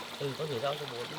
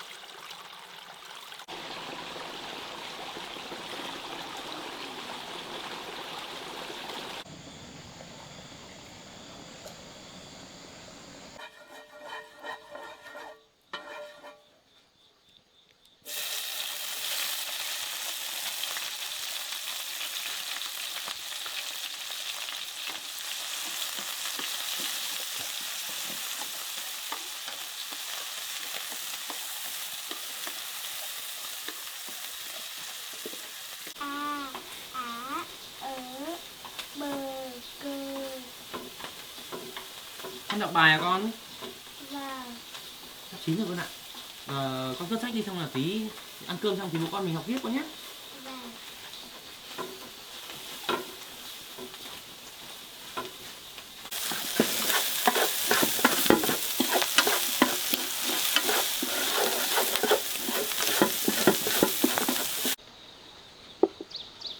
Như bố con mình ăn cơm đi. Vâng.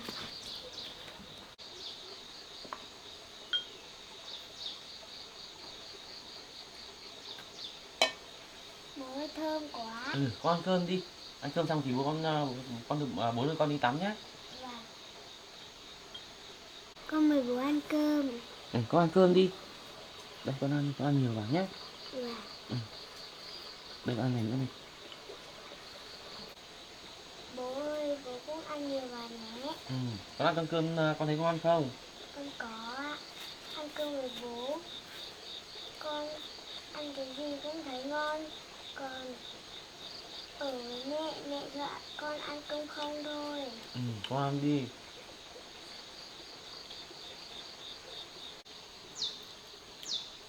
Bố nấu canh rau ngót với canh ngao này ngon lắm con ạ. Con thích ăn rau ngót thì đây bố múc cho con ăn nhé. Vâng. Con ăn đi nhé. Từ giờ bố về rồi ấy con ạ. Con thích ăn món gì ngon ấy, ngon ngon ấy thì con cứ bảo bố nhá. Bố sẽ làm những món ngon đó cho con ăn. Vâng. Bố ơi, con không hiểu sao mẹ cứ bắt con ăn cơm một mình, chắc là mẹ không thương con nữa rồi. Con đừng có nghĩ nhiều nhá. Bố về rồi, bố sẽ ăn cơm với con. Vâng.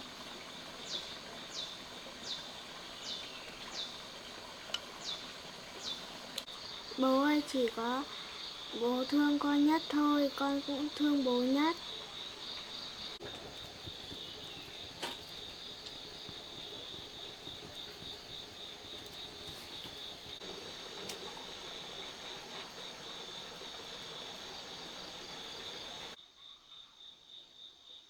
Ô, Ô, bờ ô bô sắc bố. bờ ô bô sắc bố. A, A, bờ a ba nghìn bà.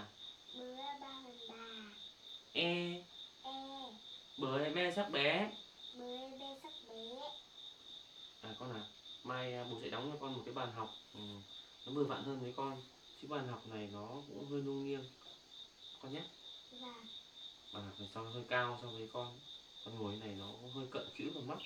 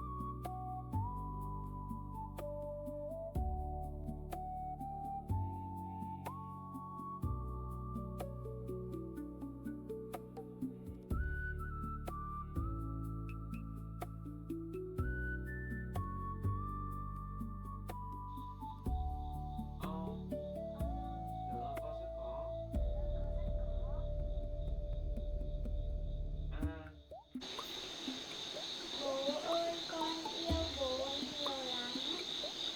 Con gái bố học biết được biết được mặt chữ rồi đấy.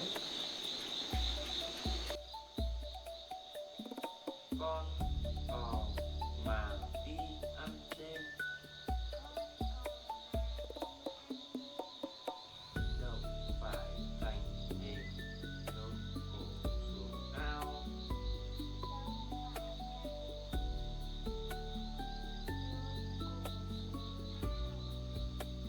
Ông ơi ông rước tôi vào.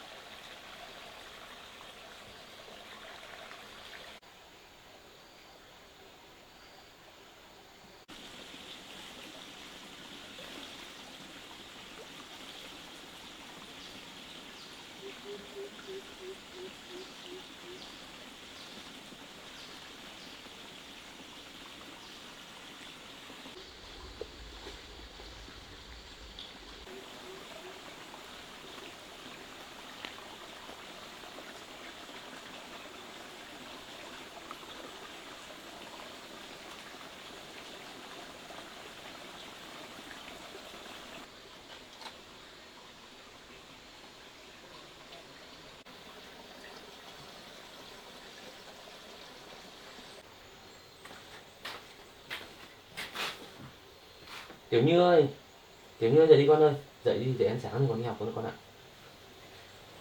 Bố ơi, sáng rồi à? Ừ, trời sáng rồi con ạ, con dậy đi để ăn sáng rồi đi học nhé.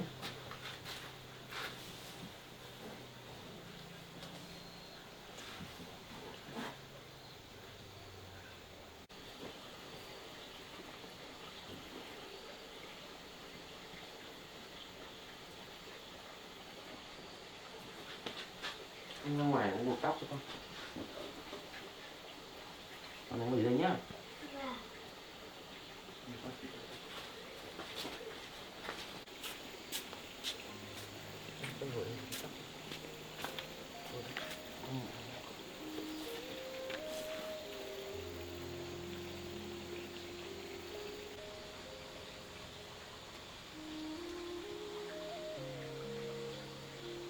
Tiểu Như để bố tết tóc cho con nhé. Bố ơi, bố có biết tết tóc không hả bố? Bố để bố tết thử xem.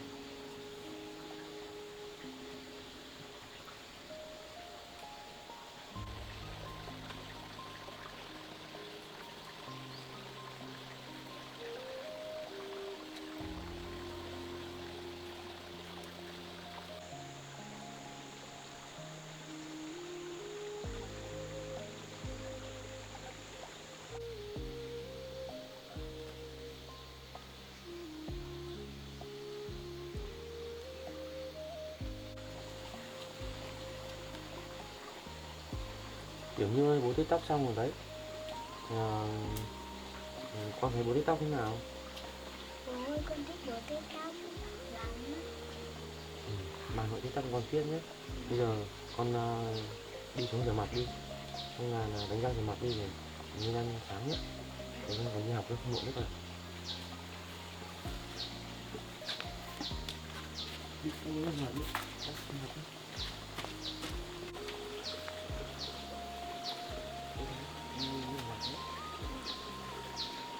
Để bố nấu đi vào nhé.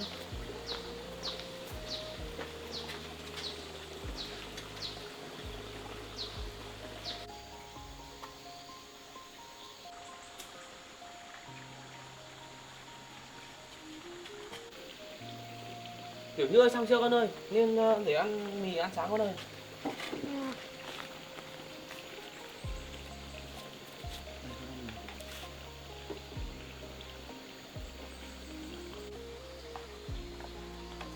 Con ăn đi, rồi là con đi học con ạ.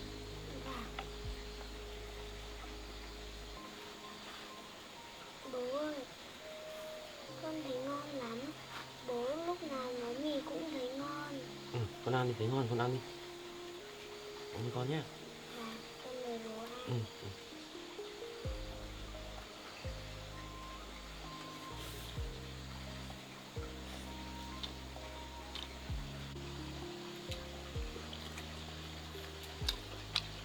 Con nhanh còn đi học con ạ. Và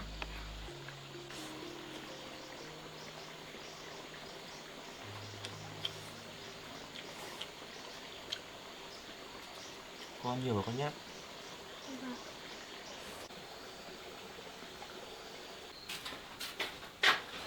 Bố đi con đi học nhé. Đi con ơi.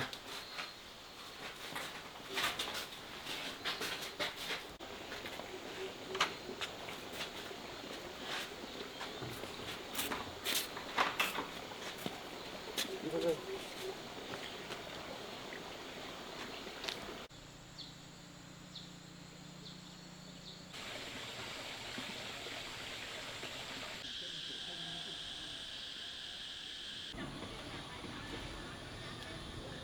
Nhật ơi. Ơ, Như à? Con chào chú. Giờ đi học hả con? Vâng. Bố ơi, vậy bố cứ về trước đi. Con đi cùng bạn Nhật vào trường cũng được.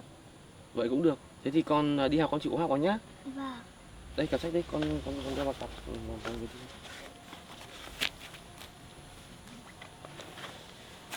đi. Như đi cùng với tớ luôn đi. Thế thì Nhật cho Như đi cùng với nhá. Vâng ạ. Thế thì con đi học nhá. Ngoan con nghe chưa? Chỉ có học vào nhá. Vâng, con chào bố.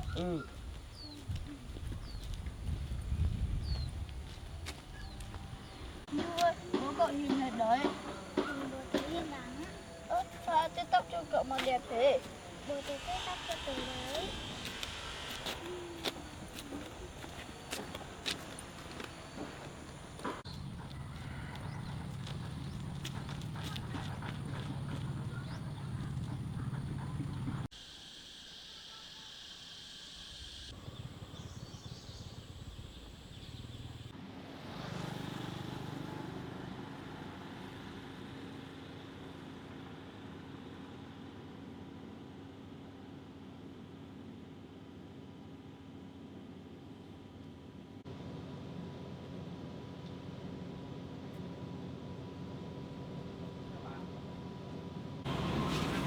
Bà ơi bà, cháu muốn mua ít hạt rau giống, bà có bán không ạ?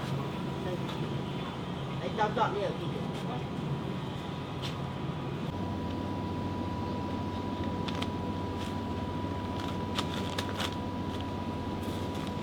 Bà ơi, bà có hành khô không bà? Anh cô cũng ở dưới đấy luôn. Vâng.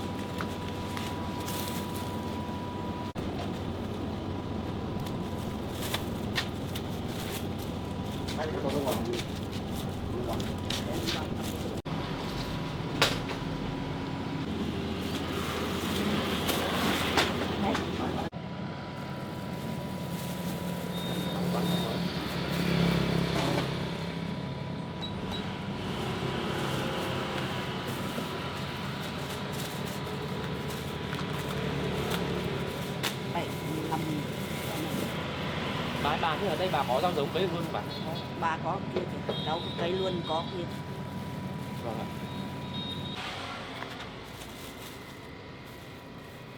Cái rau này còn đẹp không?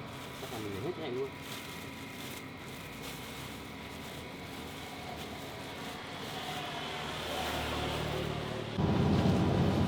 Bà ơi bà để lại hết cho cháu chỗ rau giống này nhé.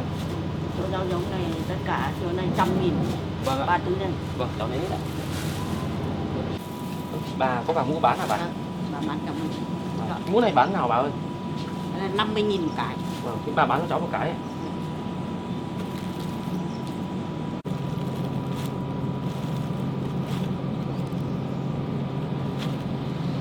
Bà ơi, cháu lấy cái này bà.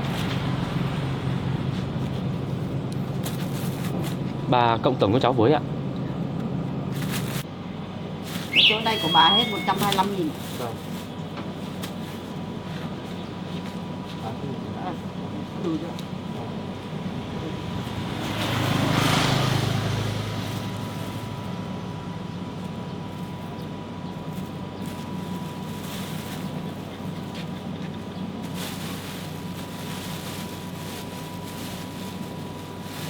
Chào bà, cháu đi ạ.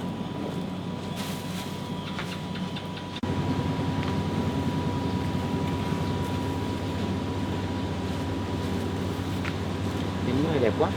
Mình mua về cho Tiểu Như đi học. Tiểu Như thích lắm.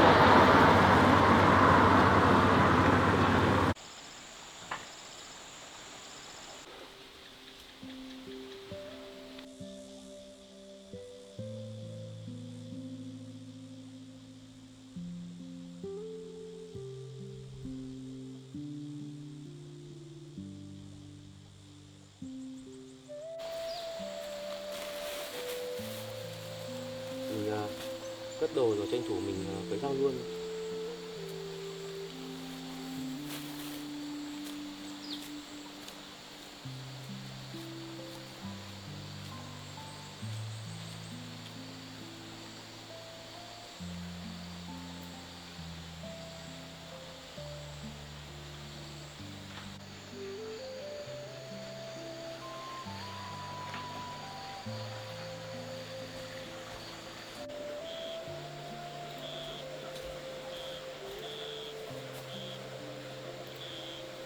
Cái mũ này đẹp quá.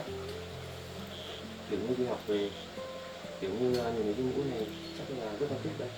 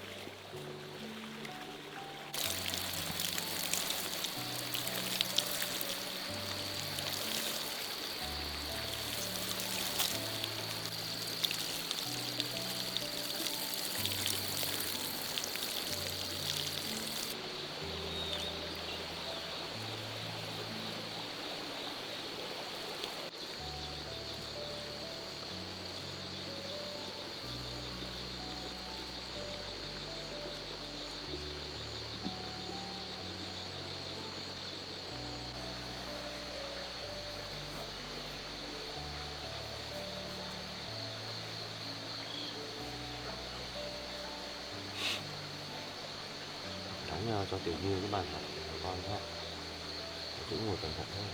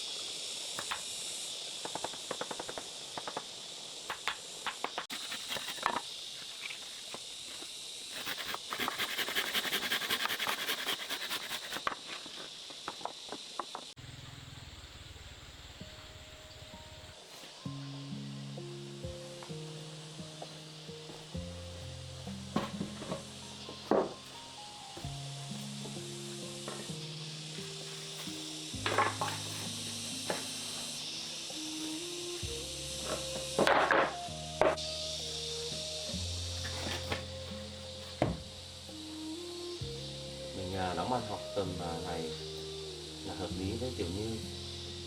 Tiểu Như ngồi ở đây học rất là thuận tiện, ánh sáng cửa sổ nó vào, ánh sáng tự nhiên này, học không lại hỏng mắt.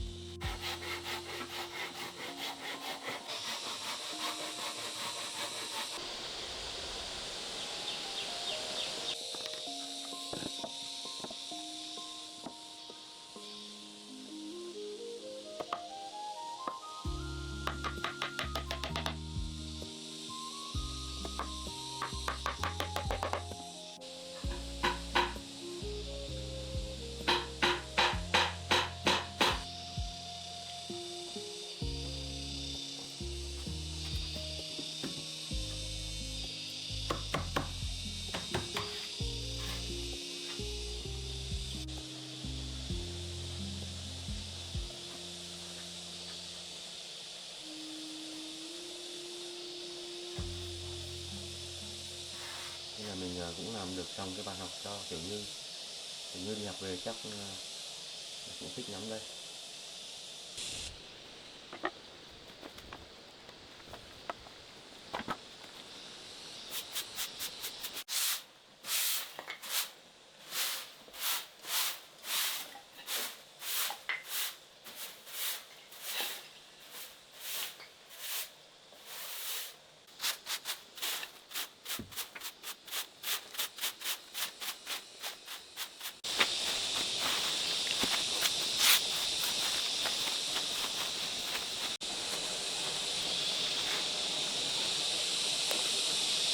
Mình dọn dẹp cái này xong nghỉ ngơi chút thì mình đi kéo điện.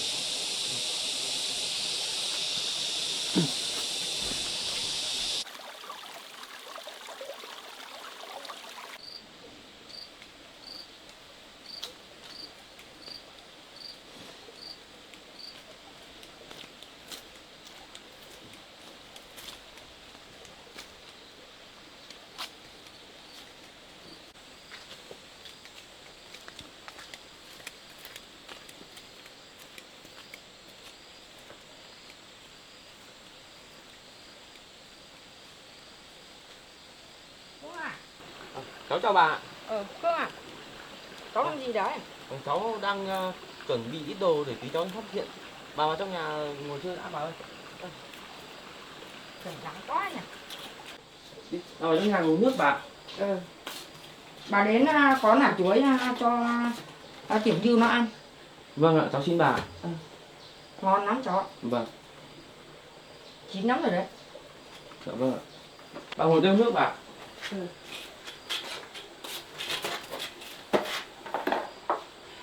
Cháu đã sửa soạn căn nhà kín đáo thế này.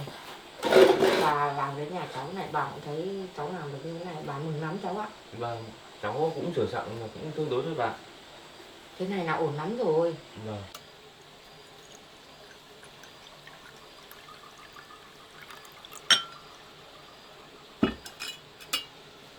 Cho bà uống nước. Cháu không uống đi. Vâng. Nắng quá khát nước. Cháu uống nước đi. Vâng ạ. Hôm nay bà muốn sang đây nói chuyện này với cháu. Vâng ạ. Có chuyện gì vậy hả bà?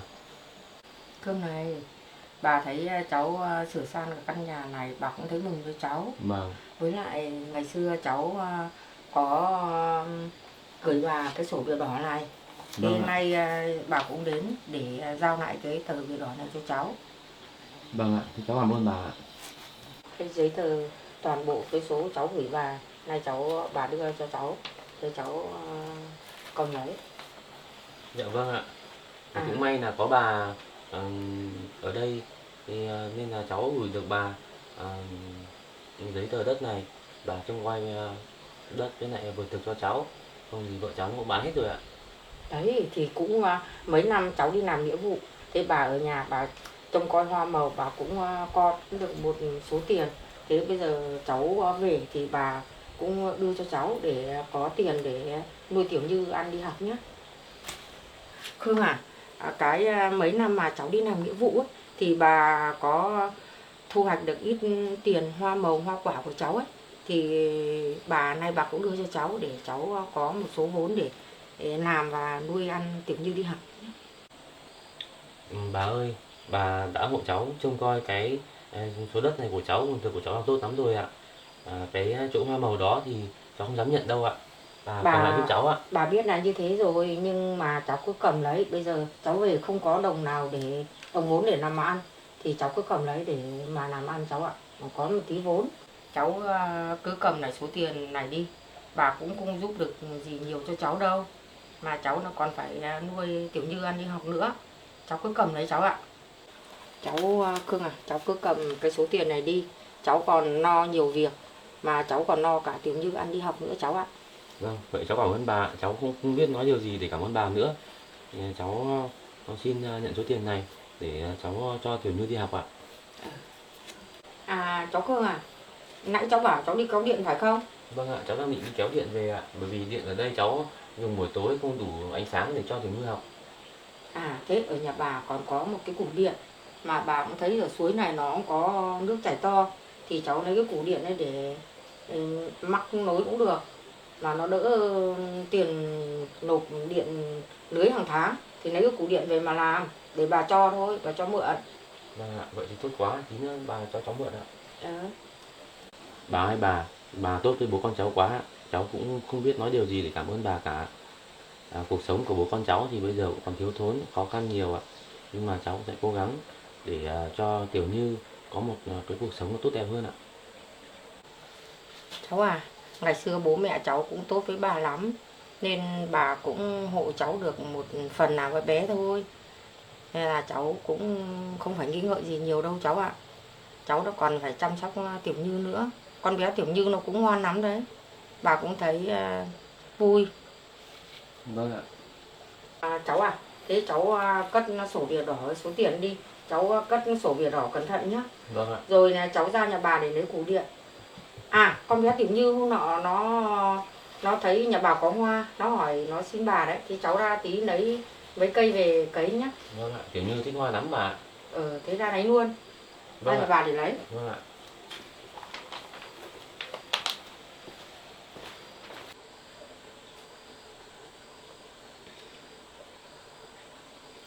Sửa sang ngôi nhà này mình cũng thấy yên tâm rồi. Đi cháu ơi, đi ra bà này lấy củ điện. Dạ vâng.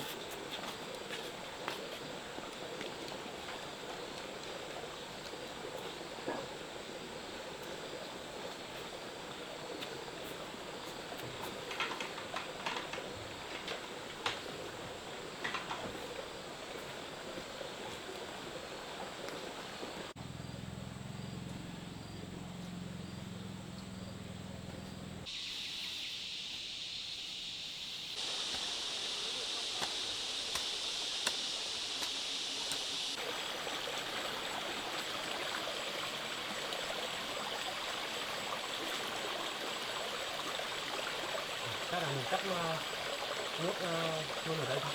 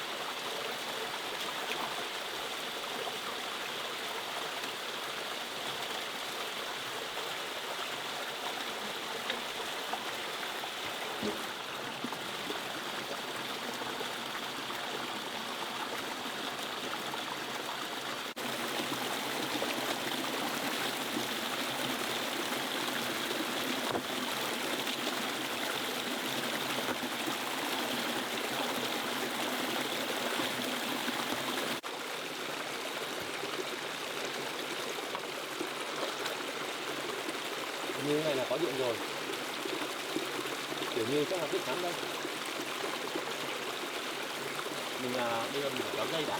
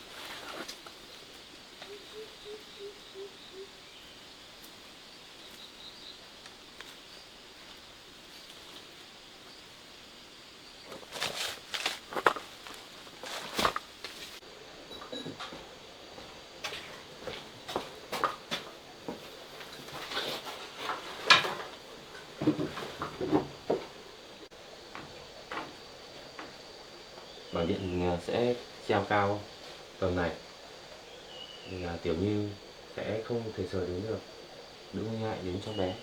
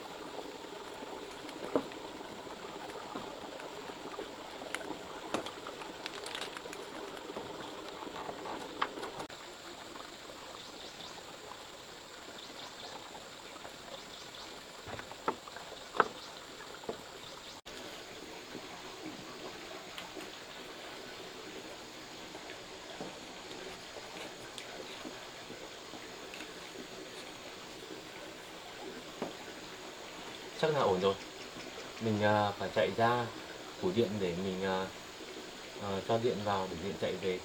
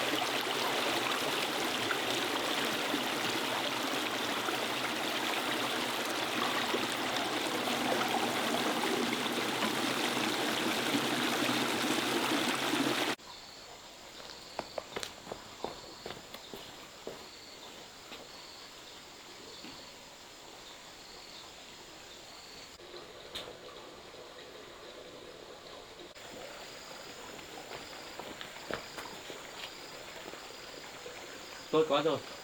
Vậy là tối nay đã có điện rồi. Có điện để cho Tiểu Như học bài nữa. Chắc là Tiểu Như thích lắm đây.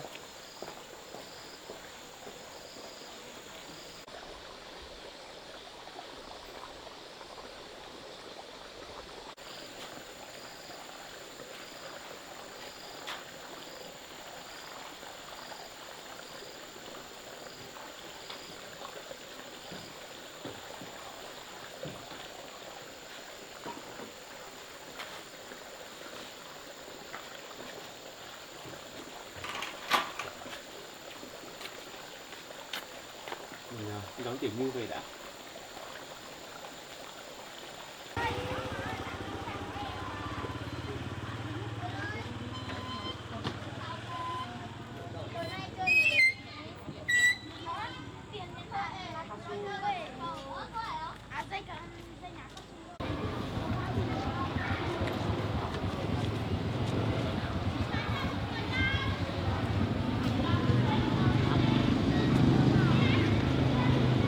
Bố ơi, hôm nay cô giáo phát áo đồng phục trường cho con đấy bố ạ. Ừ, thì bố con mình đi về đi.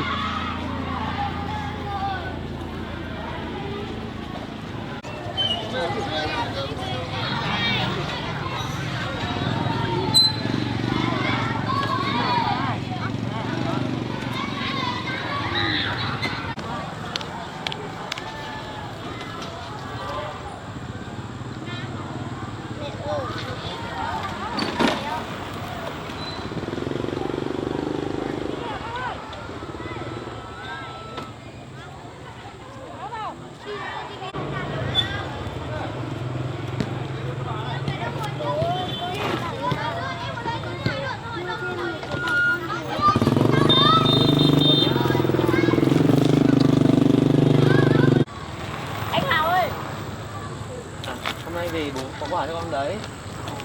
Con có những quà nắng này.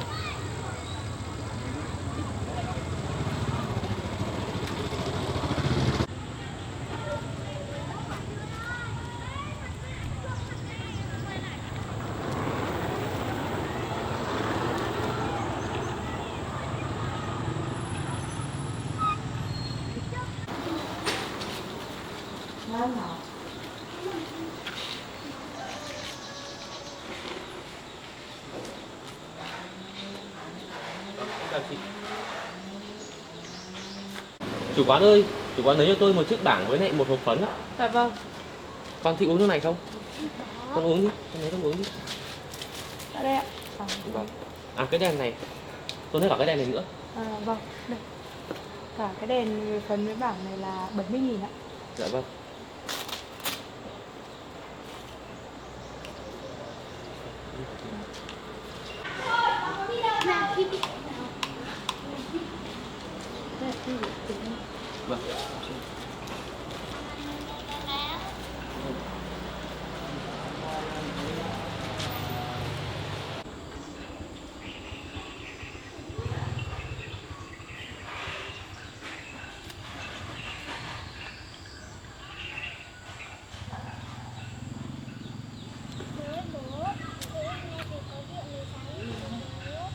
rồi, có điện buổi sáng rồi con ạ.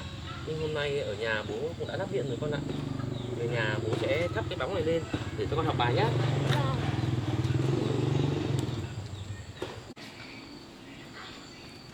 Bố ơi bố, chút nhá, về nhà con sẽ khoe chuyện này với bố.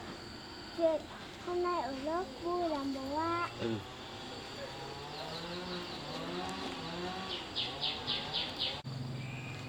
Có chuyện gì mà Tiểu Như hôm nay vui thế? Lát nữa về nhà con kể cho bố nghe.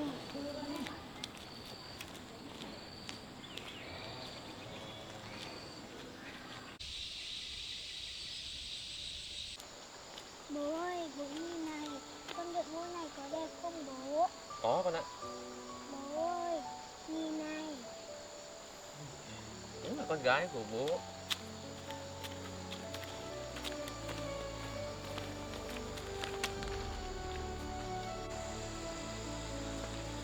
Tiểu Như nhìn kìa, hôm nay bố đã điện về nhà rồi đấy con ạ. Hôm nay bố trồng cả rau nữa. Hôm nay bà nội Nhật cũng cho hoa. Con thích trồng hoa không? Con có, bố ơi con vui lắm, con cũng thích trồng hoa. Thế tí nữa về hai bố con mình trồng nhá. Vâng.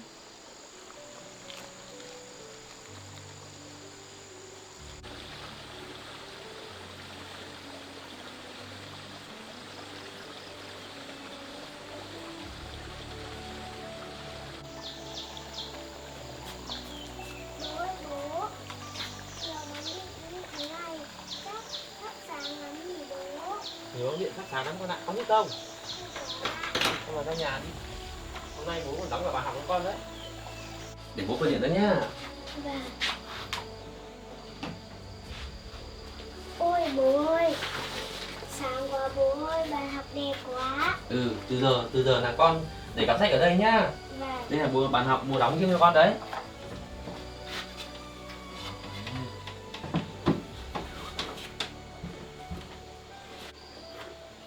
Tiểu Như ơi, con nhìn ra đây xem, bố có quà cho con này. Ui, bố ơi, bố mua cái mũ đúng màu con thích rồi. Con thích không? Con có ạ. Đấy con đội thử xem nào. Để con quay để bố đội thử xem nào.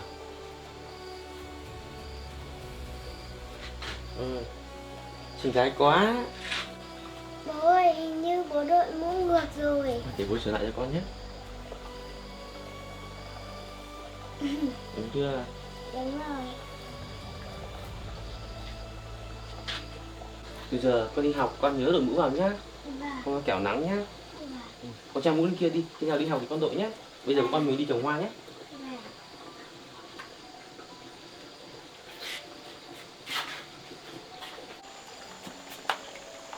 Ôi bố ơi, bóng đèn này đẹp quá lại còn sáng nữa. Đẹp lắm con ạ. À bố ơi, con có chuyện này khoe cho bố. Bố đợi con một chút nhá. Được rồi.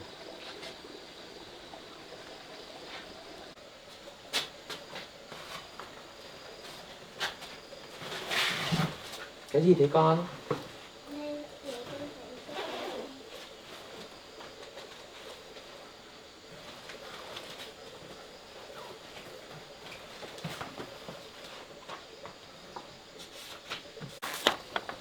Bố ơi, bố nhìn này, con viết chữ đẹp cô khen, cô còn chấm cả điểm 10 cho con nữa. Con gái của bố giỏi quá, để bố xem nào. Đấy, cô giáo nhiều, khen con nhiều quá, đây nữa này. Chữ con gái bố đẹp quá. Con mà chịu cố học hỏi con nhá. Vâng, à bố ơi, cô giáo bảo con phải luyện đọc nhiều và viết và bảng nữa. Vậy thì tối nay bố con mình cùng nhau học nhé. Vâng.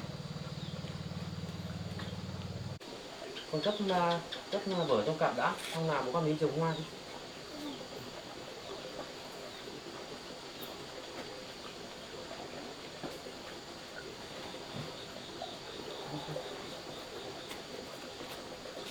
Để bố lấy chuối cho con ăn nhé. Vâng.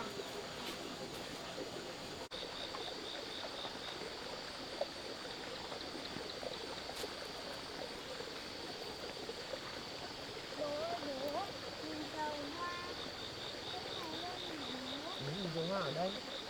Con ăn chuối, con ngồi đây.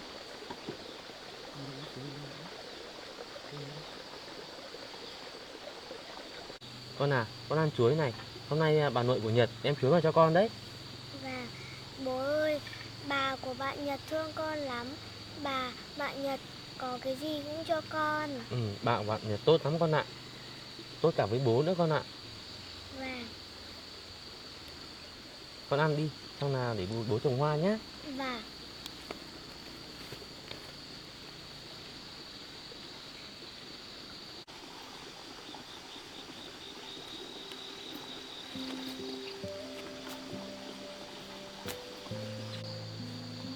bố ơi, hôm nọ con đến nhà bạn Nhật chơi. Con thấy vườn hoa của bà bạn Nhật đẹp lắm bố. Thế hôm nay bố ra nhà bà bạn Nhật. Bà bạn Nhật cho bố hoa về trồng đấy. Bà bạn Nhật bảo con thích hoa lắm. Hoa nhà bạn Nhật là nhiều hoa đẹp lắm con ạ.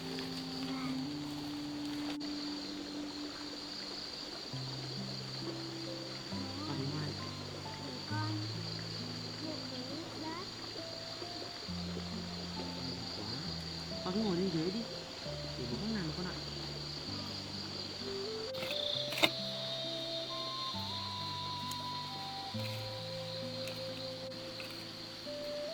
Bố ơi, sau này vườn hoa này chắc đẹp lắm. Đúng rồi con ạ. Bố con mình chăm sóc đầy đủ là tưới nước đầy đủ là sau này nó sẽ rất là đẹp con ạ.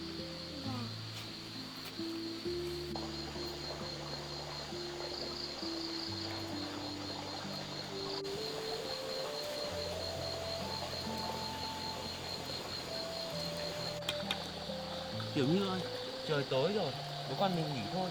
Tí nữa vào bố còn nấu cơm cho con ăn. Con đi tắm nhé, không là thì còn học bài nữa con ạ.